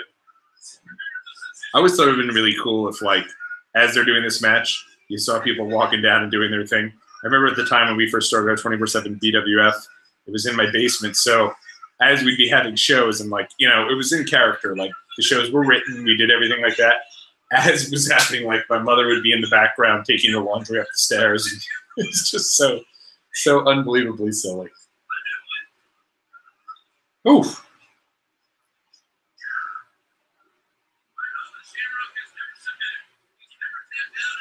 Oh, he kicks Severn.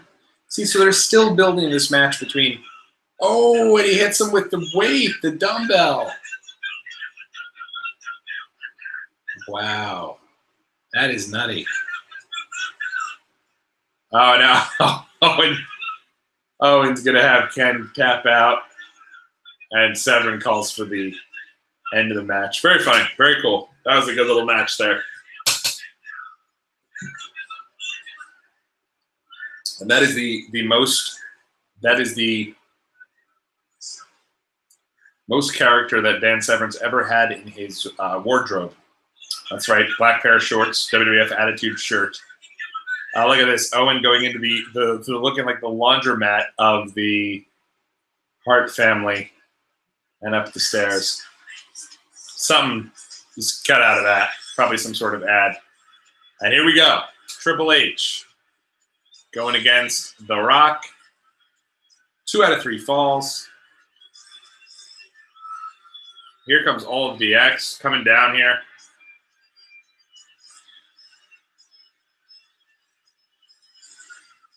In case you guys are wondering here, I'll continue to update you. 1 hour and 22 minutes into the match here.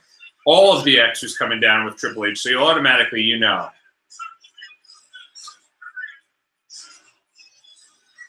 So 30-minute time limit, 1 minute rest fall between falls. I started talking about my my secondary, my second podcast venture that'll be debuting tomorrow, and I'll be giving out the links to all that on my Twitter. So make sure. Don't follow. This won't be mentioned on the Watch Wrestle Pod Twitter, but instead will be mentioned on my personal Twitter at Tommy on the Spot. And tomorrow we're going to be starting off our Disney podcast. That's right. That's right. We're going to do a Walt Disney World podcast talking about theme parks and talking about Disney in general, all the news and views associated with Disney. That's going to be a brand new podcast venture. We'll stream live on YouTube on a completely separate page. But if you can't get enough of myself, or if there's a crossover here between wrestling and Disney, by all means, I'd love to have you guys come over, hop aboard, and join. I have seen some folks have been there a good portion of the evening tonight, and really appreciate that. Hopefully you guys are watching the show along with.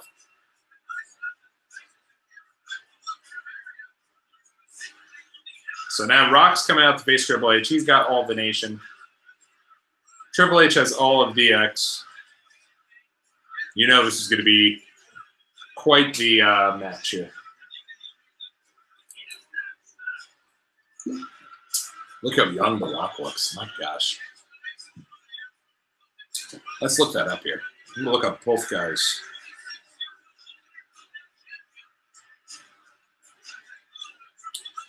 So...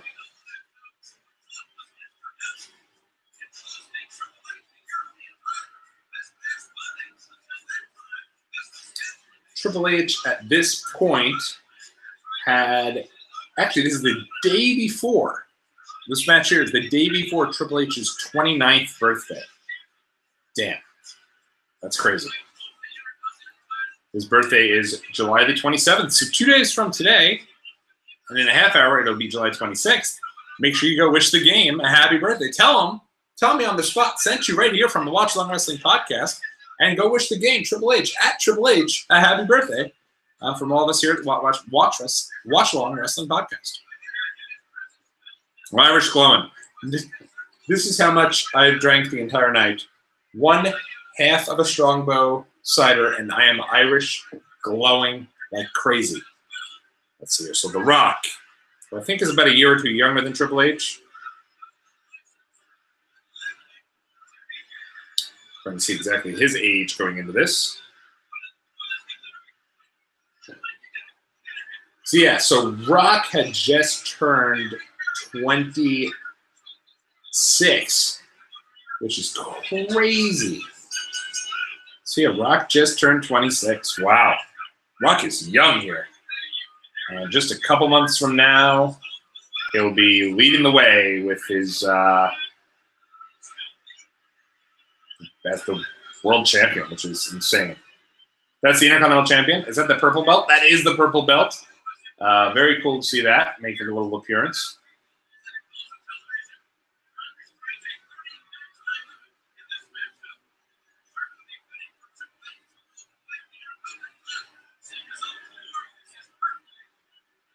There you go.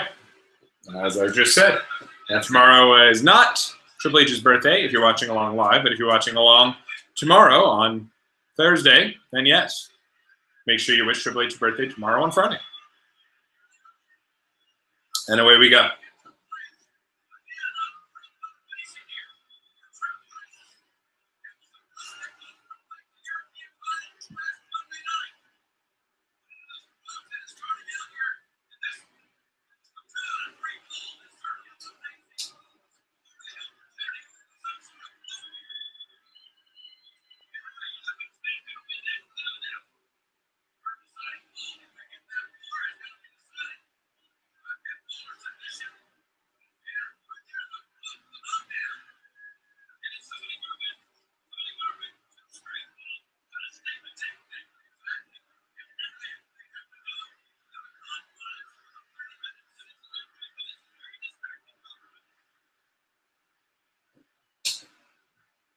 So Rock is really coming into his own here as the larger-than-life, super great at promos, Dwayne Johnson, The Rock, that we all know and love, and we'll remember him as. He's just coming into his own here, so he hasn't started really with the "if you smell what The Rock is cooking" yet, but he does do the "do you smell what The Rock is cooking," and we're making that transition very, very soon.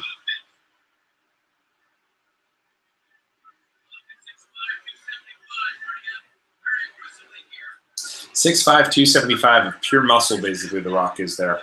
Damn.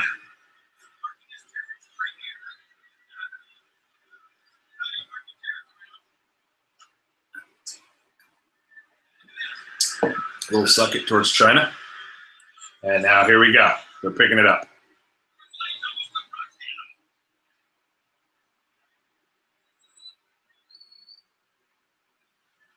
I don't remember Triple H ever wearing those black pants like that. So they actually, pretty cool look here.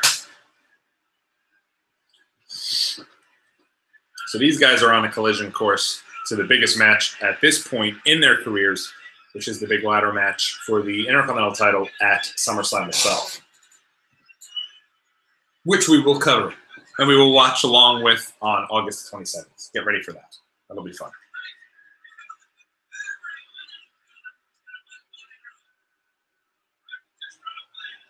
They did get rid of DX and the Nation, which is good.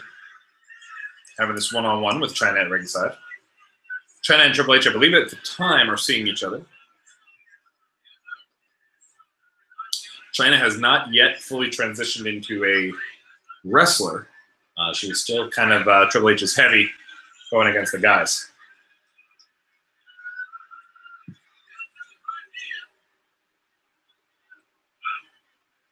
And this is how they did things like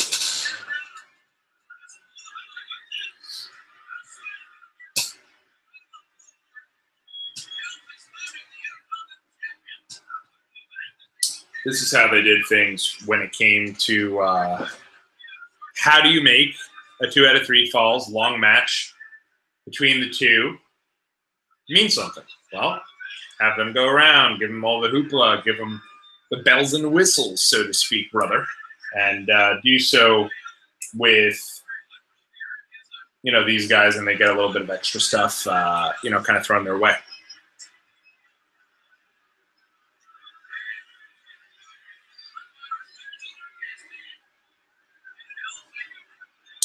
For whatever reason, it did seem a little more pronounced that they... Oh.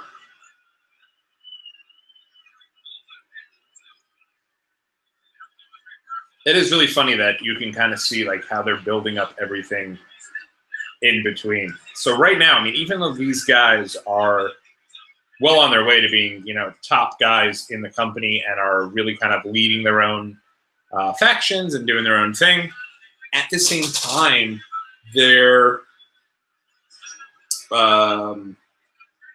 really still coming into their own. And even though they're on their way up, they're not even being presented as the biggest thing other than Austin. The biggest thing other than Austin, make no mistake about it, is Sable. There's a reason why Sable is the co-main here, her bikini match. Bikini match. It's not even a match, it's a bikini contest. By the way, here, during this period of time, if you're a fan of the WWE Network, you know how they always have the little kind of thing that comes up, that warning right beforehand. It says like TV 14, and it's like whatever. Back then, you're gonna have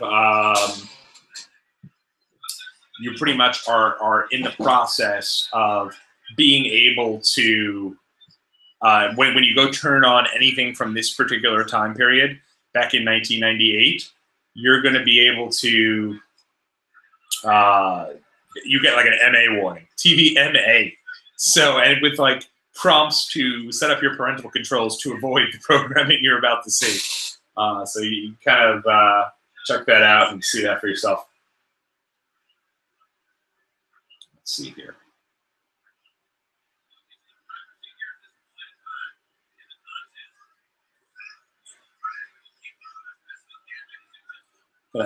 Tweet out the masses here as we're still watching along here.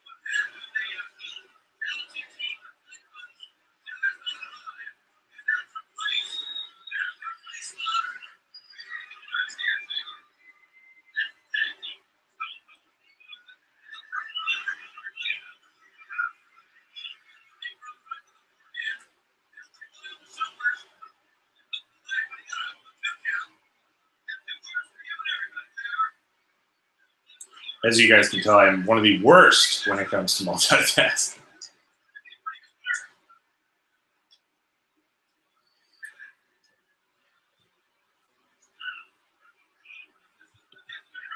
So, Rock here now, not only is he leading the nation, not only are the other members of the Nation of Domination kind of coming in there and coming into their own, but he is the Intercontinental Champion, and they're really doing a lot for the Intercontinental title. The Intercontinental title, remember, at the time is known kind of as the worker's belt. Historically speaking, your top guy would have the world title, your big, strong, brawlicky type guy, your Hulk Hogan, your Ultimate Warrior, Macho Man Randy Savage, those type of guys. And your Intercontinental title would kind of go to the guy that was the best worker in the company, who was going to have the best matches, your Mr. Perfect Kurt Hennig, your Heartbreak Kid Shawn Michaels. But at this point, it had kind of transitioned into the title that you knew if somebody had the Intercontinental title, you knew that they were going to be on to bigger and better things. Basically, that was like your stepping stone to get to the world title. And it's really funny because, so like in 97, you had Stone Cold. He had the Intercontinental title. He was battling with The Rock. Rock's battling with Triple H here. Eventually, when Stone Cold's done with The Rock, he goes on to the world title. When The Rock is done with Triple H, he goes on to the world title. When Triple H is done with the Intercontinental title, he goes on to the world title.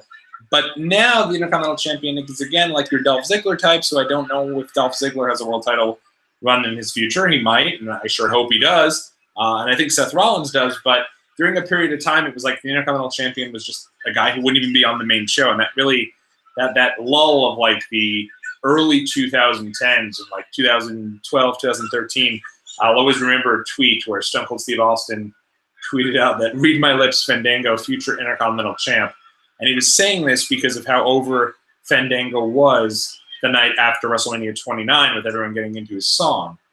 However, everyone else took it as like, well, yeah, he might be an Intercontinental champ, but if he is, who cares? When you consider the fact that, like, nothing against these guys at all, but your likes of Curtis Axel in 2012, before he was, he just kind of came up. He was given Paul Heyman and didn't really have much build. He won the Intercontinental title. Biggie Langston, another guy with, like, no build. He won the Intercontinental title early into his run. So it was, the IC belt has become so watered down. That's Mark Henry's big finish, by the way, is the big splash. Not as cool as the World's Strongest Slam, so to speak, but cool nonetheless. So these guys have been thrown out. They've gone to the back. What is the point? They're both out there already. But this was kind of the way of diverting clean falls here.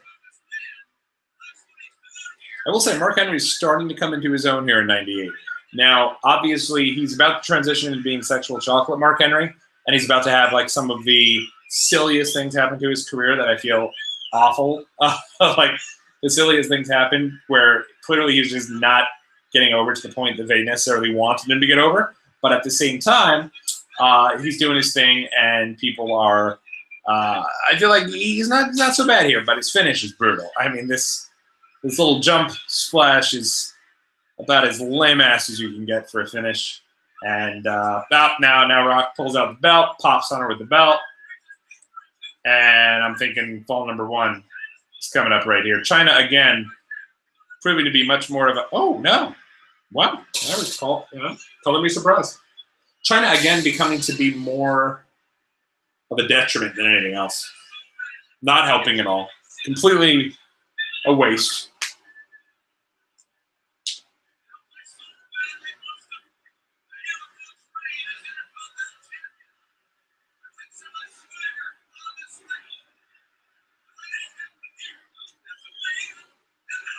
Oh. Yeah, China is out of breath and all craziness over there, but she's not helped at all. She caused X-Pac the match earlier. She didn't help him at all during that match. X-Pac's gotten his ass whooped by, I think it was Godfather in that match. She did nothing to assist. Now she's out here with Triple H. She's distracting the ref so that Rock could use the belt. And Mark Henry can come out and attack Hunter. So they were building up for a big spot eventually with China in the ladder match that everyone remembers so fondly. But China really wasn't coming into her own quite yet. Wasn't there, so to speak.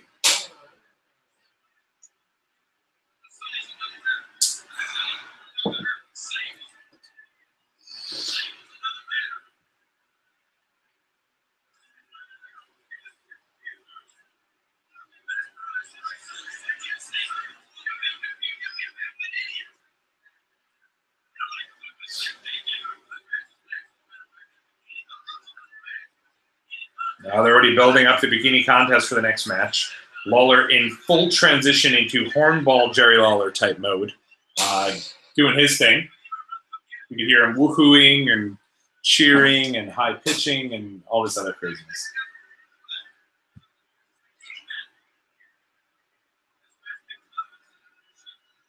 China, by the way, is transitioning into looking very good. Good for her. She always looked incredibly impressive, but she had been transitioning from the point of being, when she first debuted and a little brolic, and transitioning into the Playboy centerfold China that we all grew to love in 2000.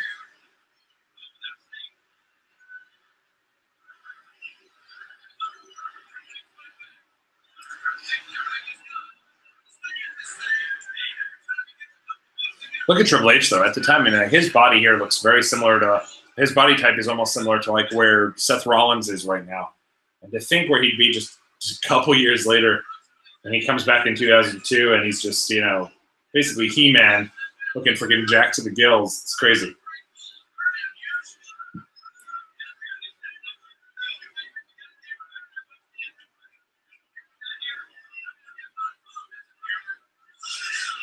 I do like that they had the WWE.com set up to watch what was going on. So they're already starting to get people to try to go into .com.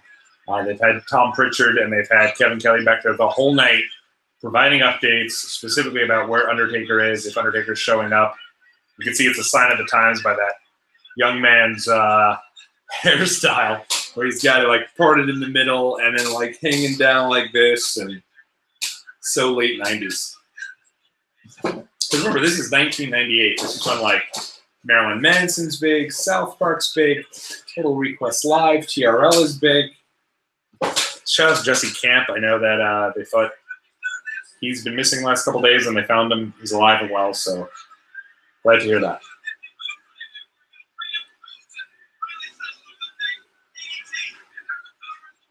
Oh. They haven't even had one fall yet, and they've already been going at it for almost 20 minutes. Just crazy.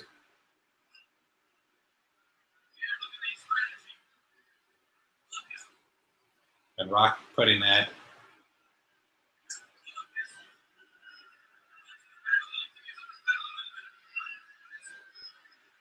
Now the Godfather's coming out. So this whole thing is just building up to the Nation going against DX, and they never fully paid this off. This really felt like the whole year was being built up to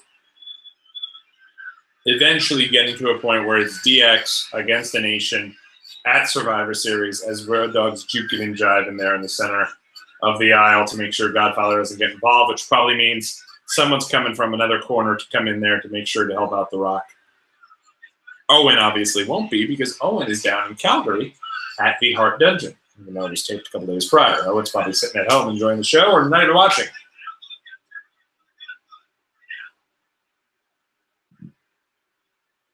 Rock starting the rock kick, the rock-like kicks. Every kick gets a shake of the leg before he lays it in.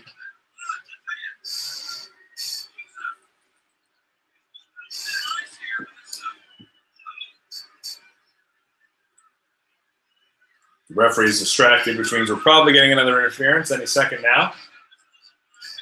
And seems like there's something going on.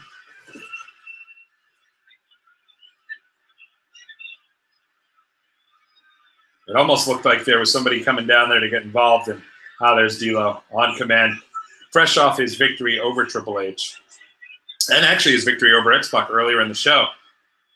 Down goes D'Lo, but you're starting to build up each member of the Nation as their own entity. But they never do pay it off. It's a shame.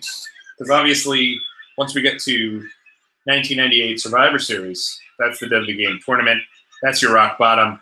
And I believe that's your fall number one.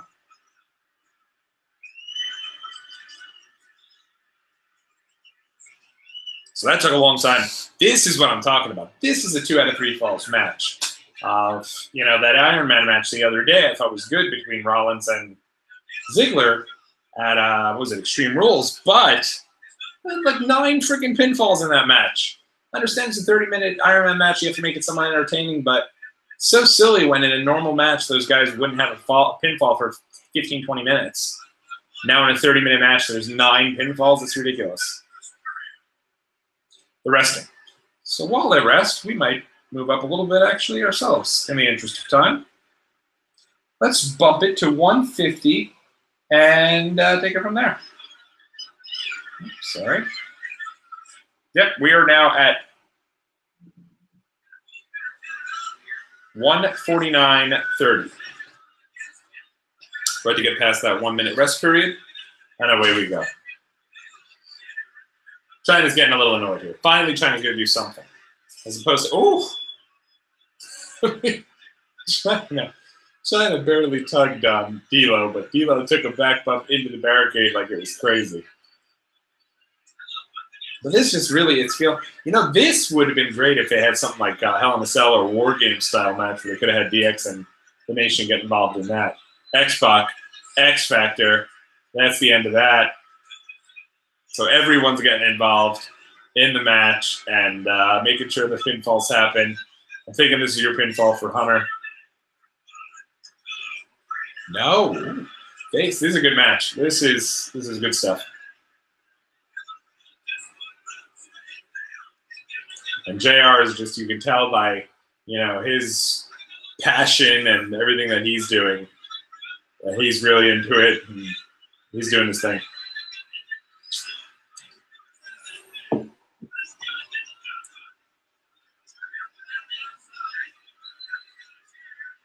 I've kind of done the,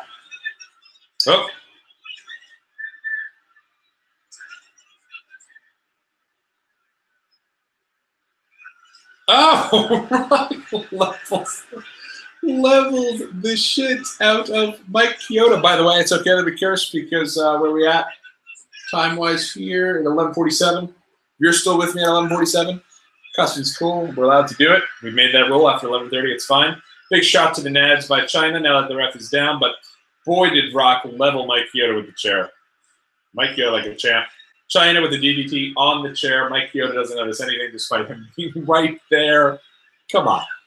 Come on. He's literally laying right under China as she's hitting him.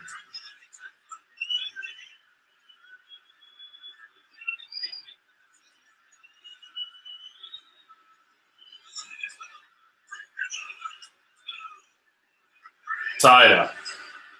We'll say going into this type thing, and really with this feud, it really felt like because Rock had already kind of been established a bit during his match with his feud kind of with Austin at the end of 1997 going into the beginning of 98, Hunter always felt a notch below Rock to me. So, and I think that maybe was by design because when he does eventually get his big victory over The Rock, 20-year spoiler alert, sorry, at SummerSlam 98, it really felt like, oh my God, Triple H beat The Rock. Like that was a big deal. Because Triple H, I always felt like, I don't know if DX Triple H could have been world champ. I don't know if it would have worked out. He was too silly. He was, he was cool. He was kind of like your cool fraternity type guy. But didn't come across as a world champ. Even when he came around in DX 2006, 2009. You notice Hunter was never really involved with the world title feud. He's always doing stuff with Shawn, doing stuff for the tag titles. There's no ref because Mike Chioda's like hurt. Here's Earl kind of running.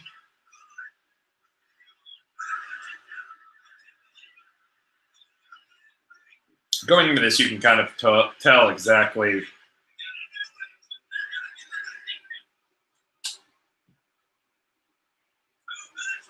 Two minutes remaining. So one of the things that's interesting is like that you kind of knew going into this that this feud wasn't going to end here. It was just kind of really hitting its peak. They still had a little bit to go with it. Remember, Rock and Triple H, this is their first match on pay-per-view here, at least in the incarnation of Triple H and DX, Rock and the Nation. Rock, when being in the main event and being in the finals of King of the Ring in '98, Triple H was just on commentary, calling him the Croc and starting to, kind of further the build between the two and their feud between the two, but didn't really. They weren't done.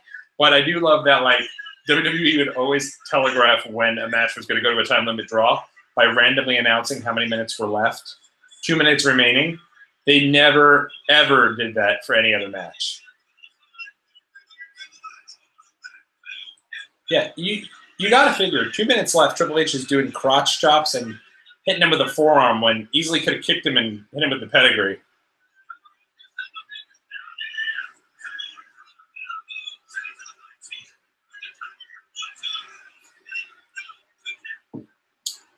Rock is still low-key paying tribute to his fam there. With the High Chief Peter Maivia like Samoan drop.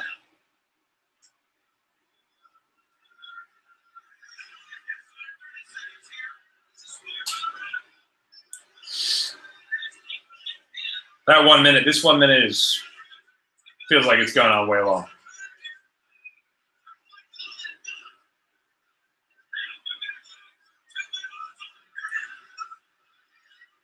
Ah, that's good stuff.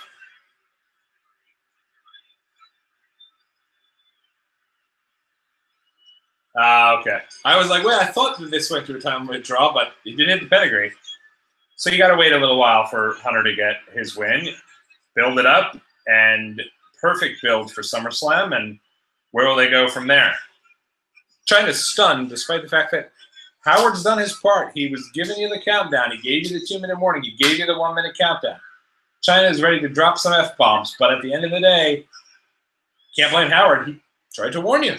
This should have came as no surprise. Look how stoked D'Lo is. And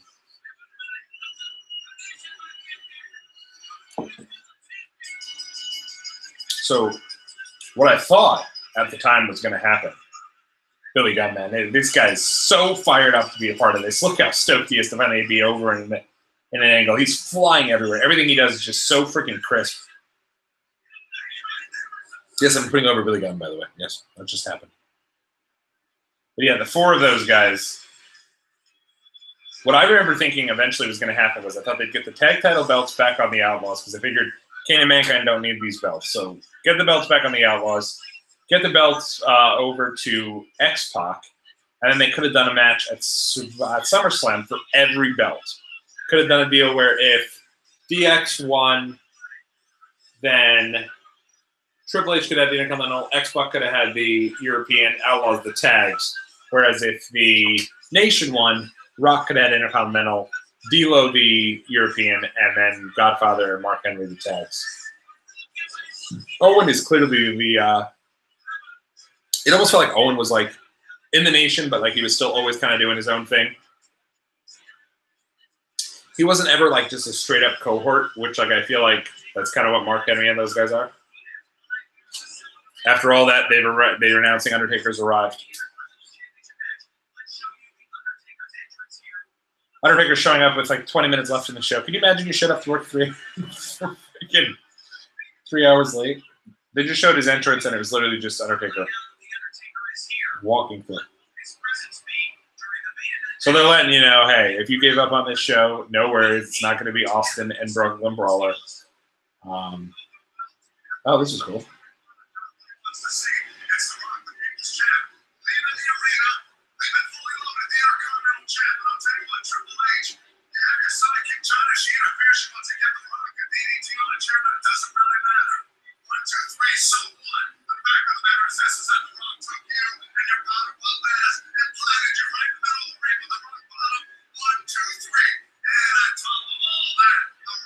Got a great D'Lo is on the side.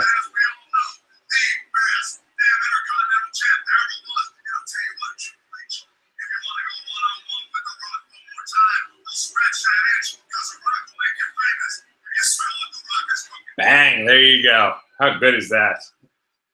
Very cool, though. That's a little exclusive footage that they'd promote on the home videos to get you to kind of, you know, even if you had seen the show, hey, make sure you still want to go out and get this tape because this tape has some exclusive footage, and that was the only piece of it we've seen thus far.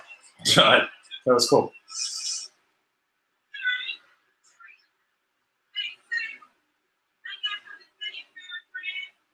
I always thought it was interesting that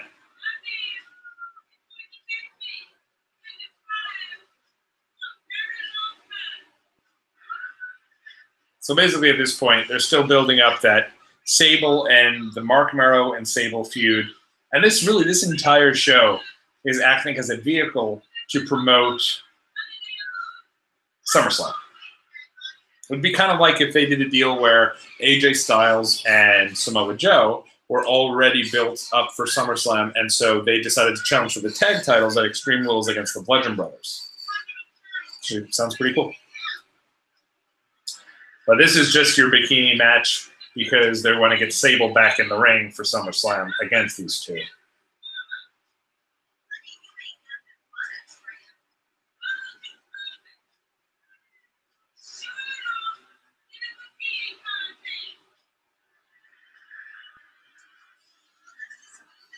And now Sable, remember, as we spoke about during the King of the Ring 98, Sable's back in WWF simply because she was brought in with Vince McMahon.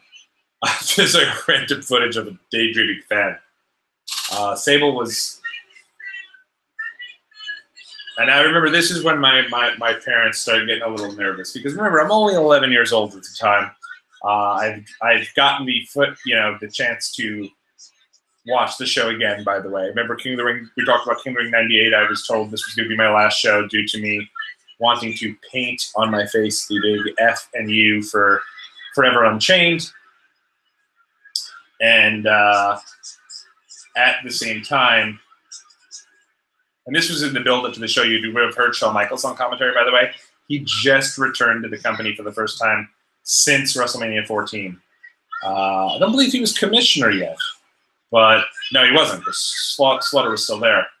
But eventually will be brought in as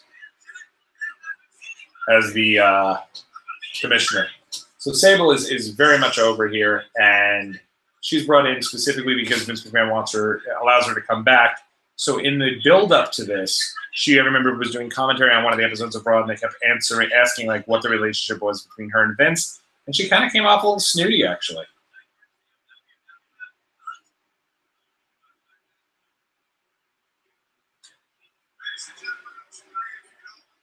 And here comes Dustin. So at the time, remember I did I was talking about the Forever Unchained with Dustin Rhodes. He had been doing a gimmick where he transitioned from Goldust into the artist formerly known as Goldust. And they had a storyline built up where basically, Terry was going to leave Dustin and likely go with Brian Pillman. Unfortunately, though, Brian Pillman passes away in the middle of that storyline. By Bad Blood 1997. So they kind of put the stuff between Dustin and Terry on the back burner for a bit. Don't really give any reason as to why, but eventually do break those two up. So now Dustin is now broken up from Terry, and he does the artist formerly known as Goldust with Luna. And when he comes out of that, he is now doing this really random Christian gimmick. You can tell by Jerry Lawler's face how unhappy he is by it. But he's coming out, telling people that they should be sorry about what they're about to see and that Jesus will forgive them and this, that, and the third. So look how stoked Jerry Lawler in rarest of rare forms. So yeah, at the time, my mom and dad are looking at each other like, let's see, how far are they going to go with this? This is inappropriate. My little sister's watching at the time; she just turned 10, and I remember this being a pretty momentous moment for me because at the time, Sable was like where it was at. I thought Sable was the hottest woman on the planet of Earth, and things changed for me quite a bit during this this contest. I always thought it was interesting that despite Jacqueline being introduced as Mark Merrill's new main squeeze, she never fully does anything with Mark. She's always like, they're kind of, they touch each other a little bit, but it's never anything too romantic because at the time Mark Merrill was still obviously with Sable. So I always thought that was interesting.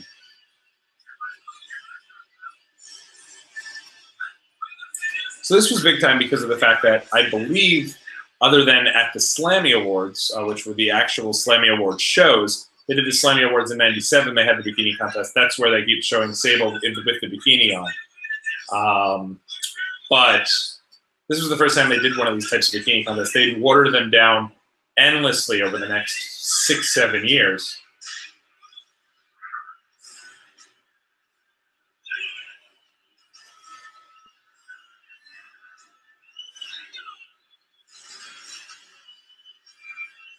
They do this very well with Sable here, by the way.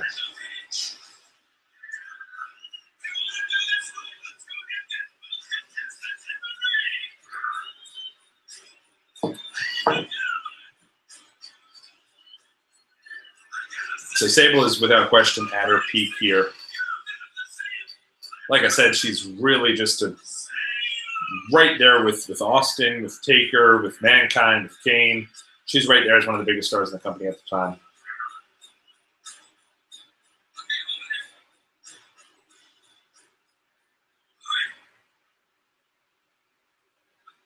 And you got to think about it. Like, if you're a parent of a kid like my age, 11 years old, who's grown up with WWF as being Hulk Hogan, the campy new generation stuff with Diesel and Razor and Shawn Michaels and everyone else, and now you're getting this on the show just a couple years later, is a different time. You know, it's got to be tough.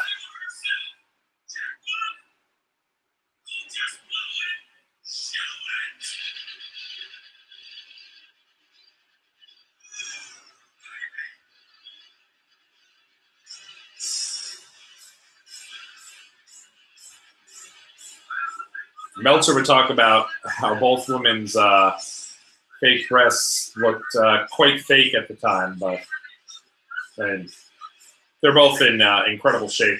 This is awkward as all hell to sit here and watch while doing a so Jacqueline actually pops right out of her top there, and I remember at the time being 12 years old, losing my mind, and my parents just blown away, didn't know what to do, sat there. Because remember, we watched every show as a family. So you think this is awkward to sit here at the Watchalong Wrestling Podcast watching with you guys. Imagine 12-year-old me watching this with my family and doing that whole thing. But I thought Jacqueline just looked like absolutely incredible. I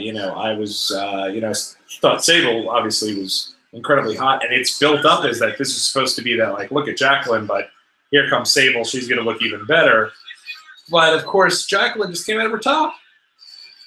Nip show and all. And according to Bruce Pritchard, that was completely accidental.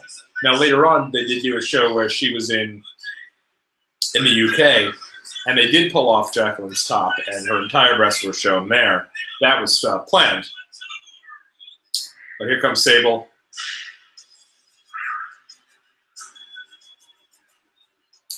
And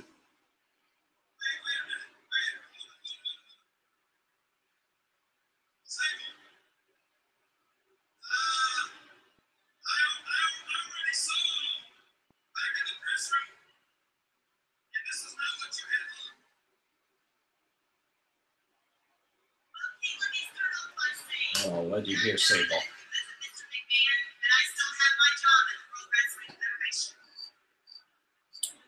More heat on Vince.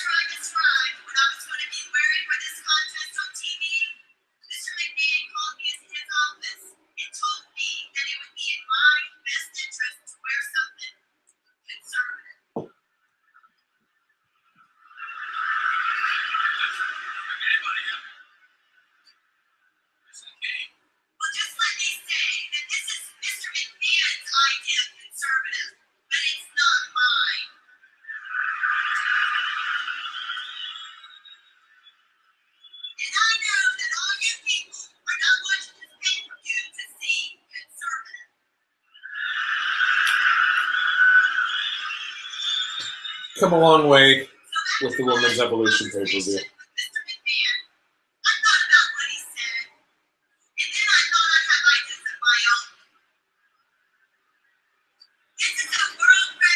Lawler is so freaking great here.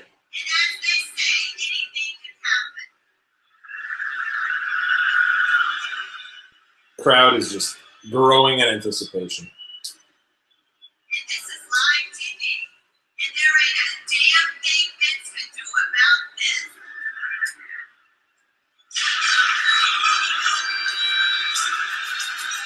Crowd is losing their mind as Sable's walking around with just handprints on it. It's got to be a little uncomfortable for Mark Merrow. But, I mean, you got to give the women credit. They both gotten just unbelievable shape for this bikini contest.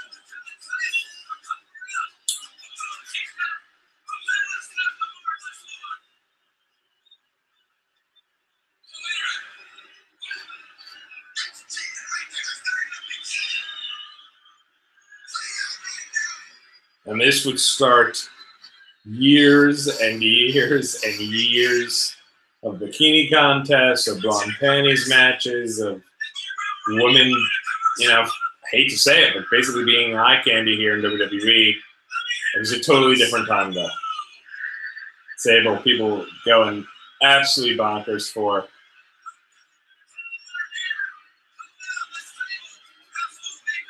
They didn't, you know what? They didn't even give. Lawler is just smitten. And I will say they didn't even give Jacqueline a chance. I wonder if it's because she popped out of her top, and if anyone had noticed, maybe they were fearing that more than, did it just say Sable more than just a pretty taco? I'm not going back, but that's pretty disgusting. That's what that said. And again, you can find a way to get this all on Vince and all the heat right onto him.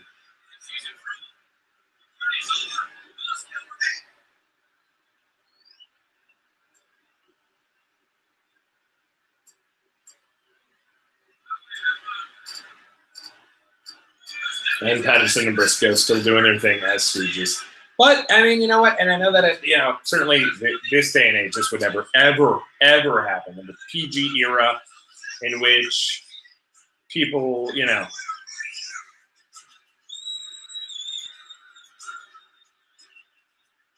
in which you'd have, never would you have the woman running around like this now. And it is really great that, as my wife said the other day when they announced that the women were going to be having their own pay-per-view, she said something to the extent of, if women were treated this way when I was a kid in WWE, I'd probably be a pro wrestler right now. And that wasn't what they were, but remember, it's also a sign of the times. There was a place on the show for this back then. And you can't hate on the woman for, the woman obviously looked pregnant. Unbelievable. Oh, there is more exclusive footage.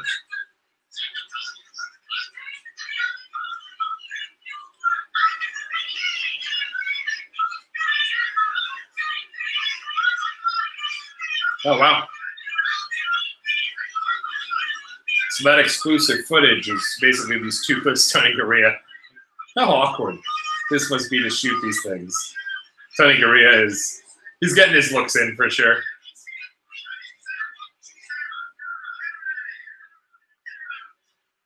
This is Dave Hebner. Wonder if after this he went down to the front row and sold some illegal merch to the fans there.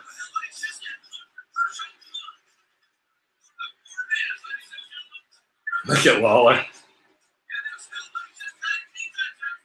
It definitely got overplayed with Lawler as the guy running around with the puppies and doing this, that, and the third. But at the same time, I thought it was fun. All right, everybody. I'm going to need you to bear with me here. We're going to move over to the dot that specifically says when the match is starting. So we're going to move over to, and I'll put it right on pause.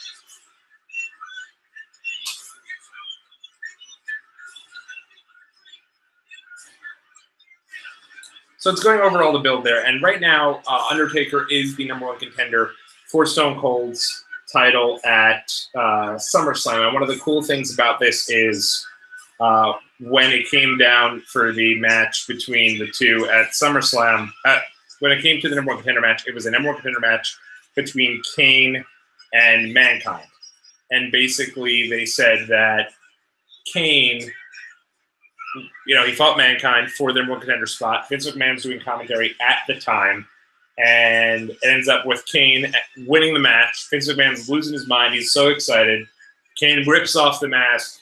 It's Undertaker in the Kane costume. An iconic moment that's even been brought forward by being, a figure. At the time, I think Jack specifically released it with Kane. There's like that big Kane statue with a mask off, and he's Undertaker going nuts doing his thing. And Vince McMahon is doing commentary and immediately is just blown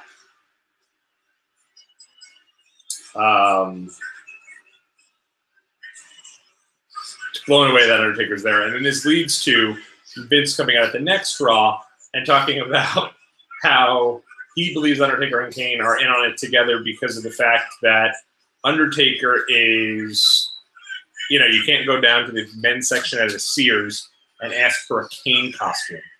So, you know, he's basically saying, you know, where was Kane?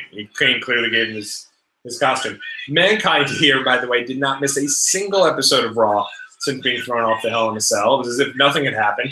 Obviously, we went through how we made the run-in at the end of the King of the Ring pay-per-view during the main event, but he doesn't miss a beat. He does his thing and basically picks up right where he left off.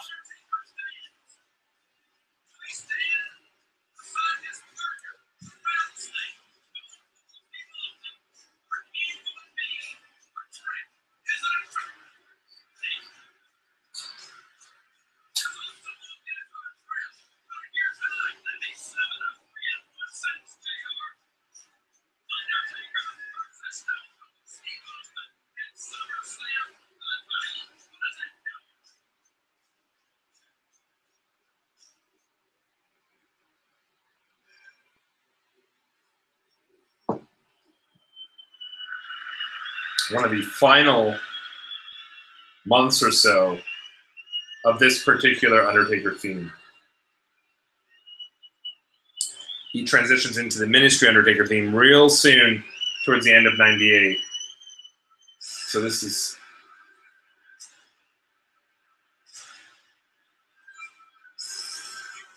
Oh, wait.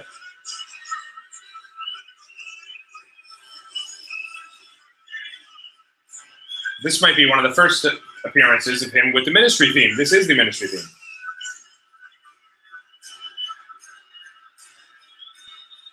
Say what you will about Vince Russo, but the guy was clearly thinking down the road.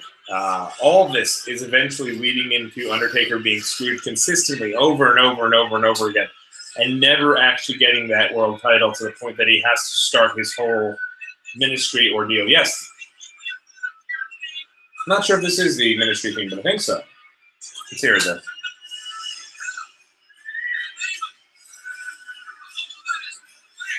Yeah, that's the Ministry theme. That untum tiembre. Oh, no, no. That's, yeah, cool. Does it not feel, by the way, like we just got raised another level the second that these guys all come out?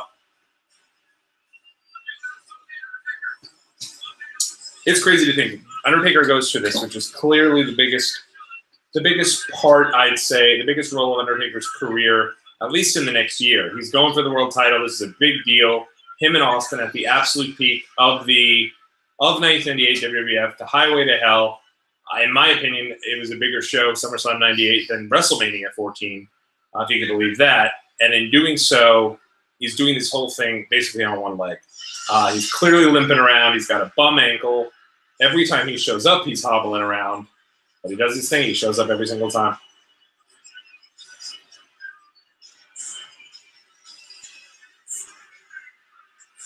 And there's the man. Old Stone Cold. People losing their minds for the guy.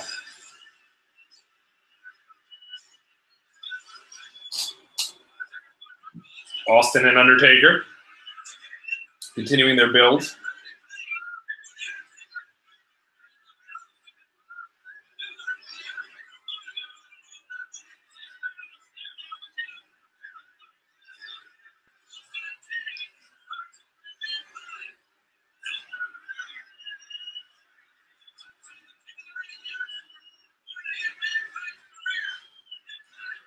There you go. So they're doing kind of like that strange Bedfellows type deal where they, you know, now here you have Undertaker and Austin. They're going for the tag titles, and they're in the main event at SummerSlam. 6 weeks away. They were letting you know they have six weeks of build here between Undertaker and Austin. And it's a fun friggin' build, too. I'm definitely excited for going back and watching some of this stuff here. Kind of that build up towards SummerSlam '98 as things go on. But remember, next week, right here on the Watchalong Wrestling Podcast, we're going to be watching SummerSlam 2007. Crazy time for WWE. It's originally built as Jackass invading the WWE and having a feud with Umaga. It never happens because of all the craziness that ensues. One of the craziest out of the ring periods for World Wrestling Entertainment, and we're going to break everything down for you next week right here on the Watchalong Wrestling Podcast while we watch SummerSlam 2007. And I will explain to you a crazy weekend for me, looking back at where we were at as a fan at the time and everything else, everything in between.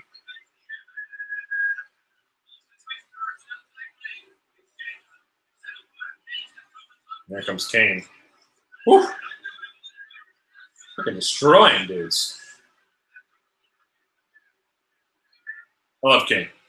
I love Kane. Specifically, this version of Kane, I think, is awesome. I had somebody ask me the other day in talking about old Kane if he had a wig on the entire time. If you were thinking that was the case, he did not. As a matter of fact, he did not have a wig on until the very last night that he announced.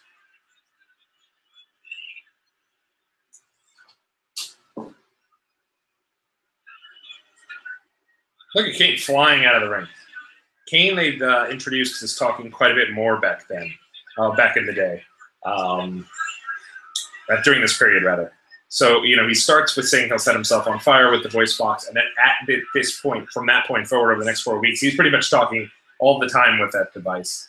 And little did they know that they were building up one of the most sympathetic characters who would eventually be able to talk under his own volition without the little device, due to the help of his buddy X-Pac. Memories. Memories.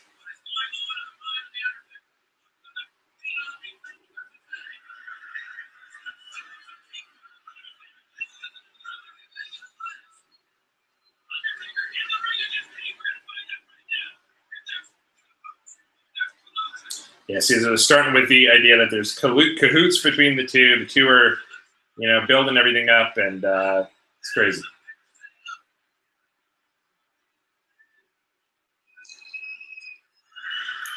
Middle fingers all over the place. Austin's awesome, though. Undertaker flips him off. Austin gives him one of those, son, I'm just sitting there. I'm chuckling. I'm doing my thing. Austin's awesome. This is peak Stone Cold in the summer of '98. This also would start, and it's a shame I doubt any of this is on the network, but not only would they be continuing down the highway to hell, but the theme song for the summer, AC/DC's Highway to Hell, which I'll get to in a lot more in-depth when we continue on here down when we talk about SummerSlam '98, because of how big that song was for me as a kid during this period of time.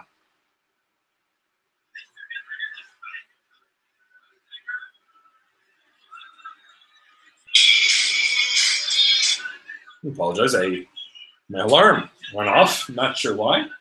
At 12:19 in the morning, a little after midnight. This is exactly 20 years from the day when this show took place right now, by the way, everybody. And yes, my ringtone is, in fact, Sami Zayn's theme. Ooh, Mankind. Tell you, Mick, the fact that he doesn't miss a step despite everything going on at the time is just crazy.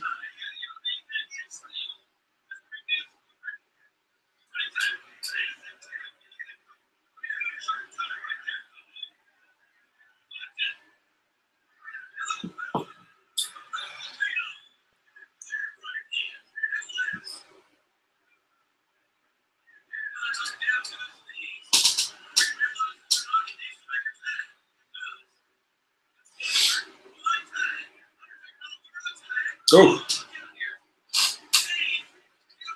Kane jumping in there.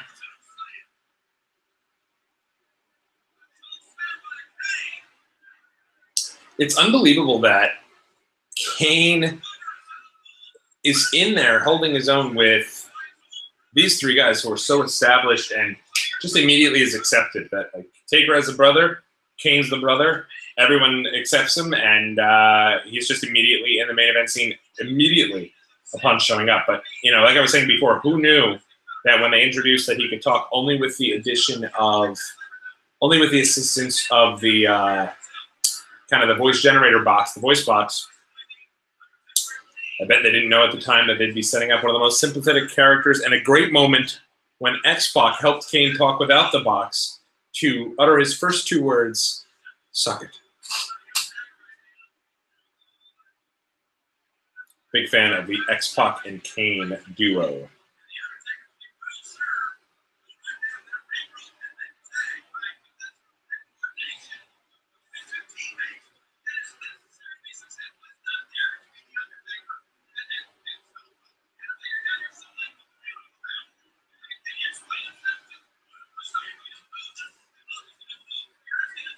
It's amazing also that they were able to get so much out of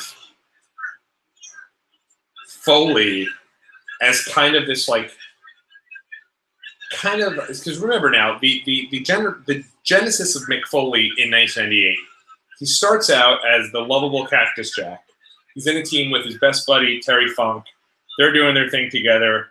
They're loving life. They're a tag team. They're tag team champs, and they're basically just the two best friends. They're doing their thing. Crowd starts chanting for Austin when it comes time for him being, tied up in the cage. Everyone's cheering for Stone Cold. They're not cheering for him. He gets kind of shunned by this, so he turns into a heel and basically becomes Mick Foley, and eventually transitions somehow into Dude Love because he wants the acceptance of Vince McMahon. Now he's gone crazy. He's trying to be corporate. That's why he's Corporate Mankind, to get that adulation from Vince McMahon. And you can tell throughout the entire time that he's basically being sort of taken advantage of during this entire run. He's there as kind of backup for Kane, but no one really takes him too seriously. Even though he's still a heel at this time, the crowd's already starting to turn on him because the crowd, oof. Why does every bump Mick Foley take look like it's so much worse than whenever anyone else takes a bump? Yikes, that was rough right on the side of that table. They used to say, keeps a licking and keeps on takes a licking and keeps on ticking. Mick Foley doing his thing. Excuse me.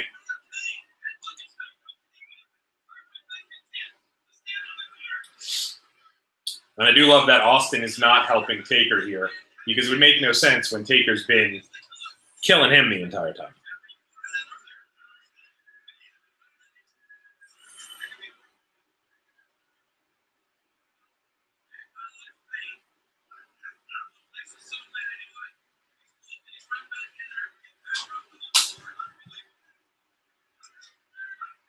Oh, great DDT there by Taker.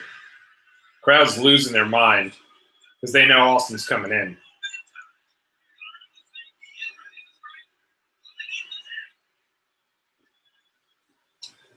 Ugh. Sitting here in this computer chair for 3 hours. Hey, kind of see, speaking of old Taker, we've got the Undertaker boxed Hall of Champions figure sitting right here from Target, the Elite. Still a collector all these years later.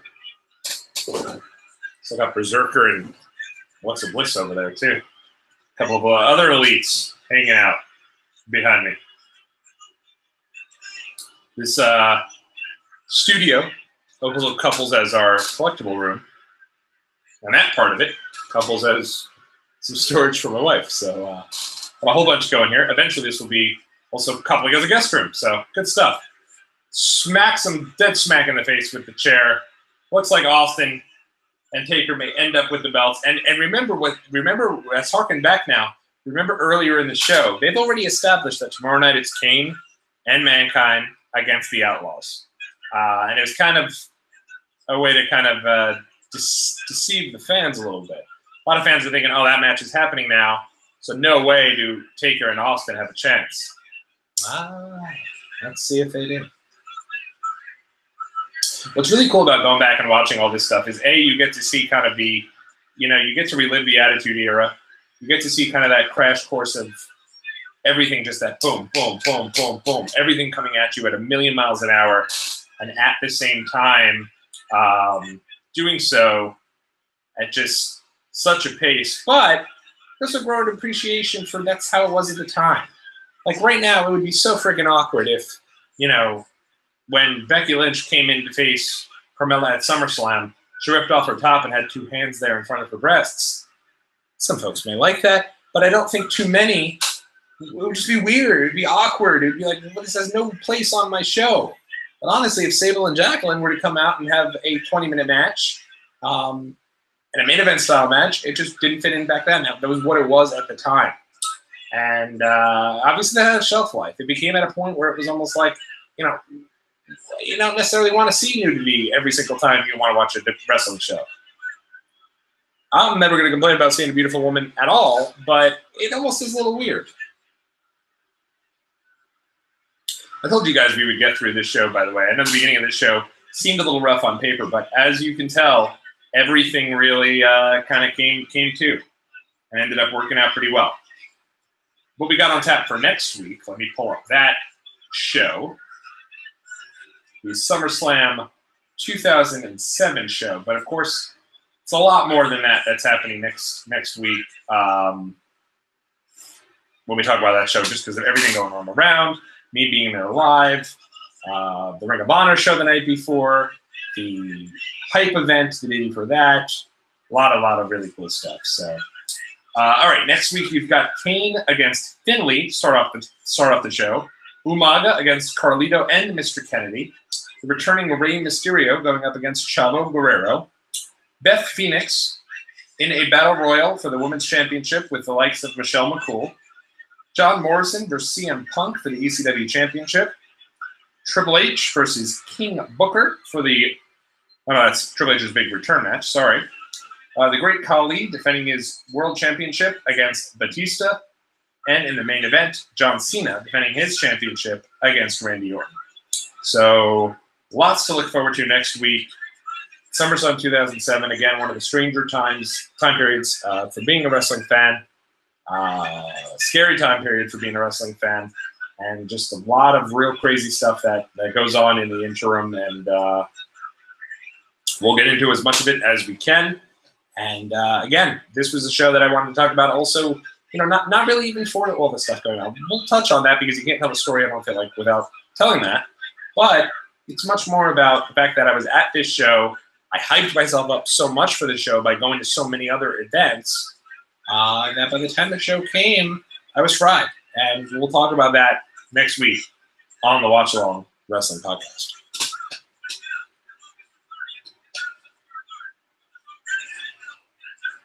Yeah, so August 30th. So we're really going to be, when we do our show, which is going to be 5 weeks from today, going over, it'll be August the 29th. So we'll be the night before the 20-year anniversary of SummerSlam 1998. That'll be a lot of fun.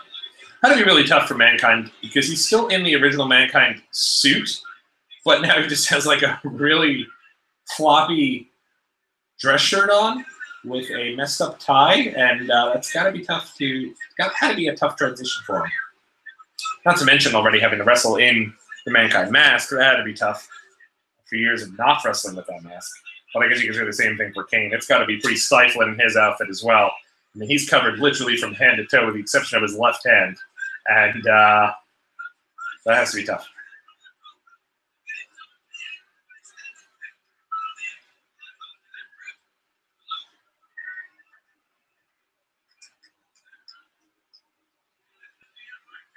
So Dave Meltzer made a point in the Wrestling Observer newsletter, which I'll continue to hype each show and tell you guys to go on and subscribe over to f4wonline.com because I think it's the best bang for your buck that's out there. But he talked about during the Wrestling Observer newsletter at the time that Austin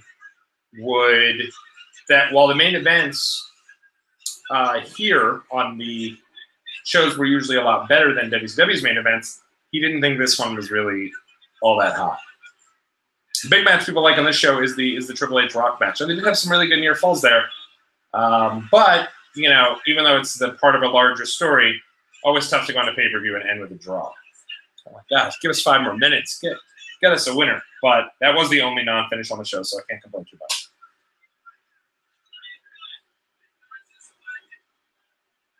Pretty much every match, though, on this show did have a lot of interference. May not have done the 50-50 booking, you win a match, I win a match type deal. But they did hang in there, and that's the Stone Cold Stunner. Paul Bear, by the way, is out there. He's managing both. Wow, look at that. Mandible Claw into the center. That's pretty cool. Paul Bear is unbelievable.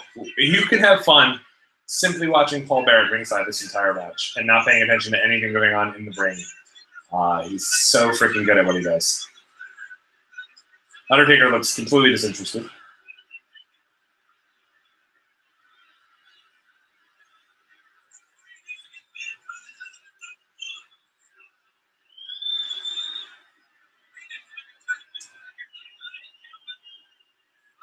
I remember most about these shows is that they'd always leave it with a cliffhanger to get you to want to tune in to the next night on Raw. That's always what I feel like. I feel like that's how you judge a pay-per-view of whether or not it was good. If they get you to at the end of the show go, oh man, I just want so much more. I've got to tune in tomorrow to check out what's going on Raw. I feel like a Taker finally going for the tag there, and he gets it, coming in like $1 million. You notice Taker didn't wrestle too much in this match. Austin did a lot of the heavy lifting, and I think that's because Taker's struggling. You know, I mean, he's doing his thing, but clearly still having some trouble with his ankle there. But damn, did Kane get up for that choke slam. Good for him. And so did Mick. Still has some ups despite falling to his doom in the last time we saw him out there. Taker with the Tombstone City. Mick gets cut off by Austin. New tag champs. Look at the pop from the crowd. Because nobody saw this one coming. Again, they've swerved you into thinking you weren't getting what you were expecting to see. But Meltzer made a point to say in one of the Observer newsletters that it almost got to a point. Austin's struggling with that staph infection. I don't know if staph infection or what, but he did seem like he was really harboring on that elbow. But Meltzer said it almost was getting to a point with WWE where they were working so hard to swerve you into thinking you weren't going to get what you were expecting that you started to expect that you were going to get the unexpected. So no chance Austin and Taker going to win. They end up winning the belts here. But I make no mistake, these guys are going at each other. They're on their collision course for SummerSlam. Taker takes the belts, and away we go. And we'll see you tomorrow night on Raw. They did their thing, did they not? So, a good show. I didn't think it was a great show, but I thought it was better than I remember it being. And I thought, honestly, they did their thing, and I thought it was a good show. So, thank you guys so much for checking us out here today on the Watchalong Wrestling Podcast. I do appreciate. I did see some folks in and out, and appreciate all the love over on Twitter. Follow the show at WatchWrestlePod. You can follow me at Tommy on the Spot. Make sure you check us out via the Daily Spotlight. That is our host that hosts the shows. That is our website, thedailyspotlight.com. Check us out over there. Check us out on Facebook. And thank you guys for tuning in. I really do appreciate it. And we will be back next week. SummerSlam 2007. It's a crazy time to be a wrestling fan, an unforgettable time to be a wrestling fan. And I was there live for that show, so we'll get into all of that. And until next time, everybody, this has been Tommy on the Spot. We actually got through, we probably wanted to get done around 12:30, and even though we got off to a late start, we still got done a little after 12:30. So thanks so much, and we will see you guys again real soon. Make sure you hit subscribe. The plan right now is to do live reaction videos to both Raw and SmackDown next week. So it'll be right here on the same YouTube channel. And who knows what else drops during the rest of the week. Only way to find out, hit subscribe. You'll see everything on there. And until next time, everybody, this has been Tommy on the Spot. Take care. You be well. And we'll say so long to the Watchalong Wrestling Podcast, Episode 4.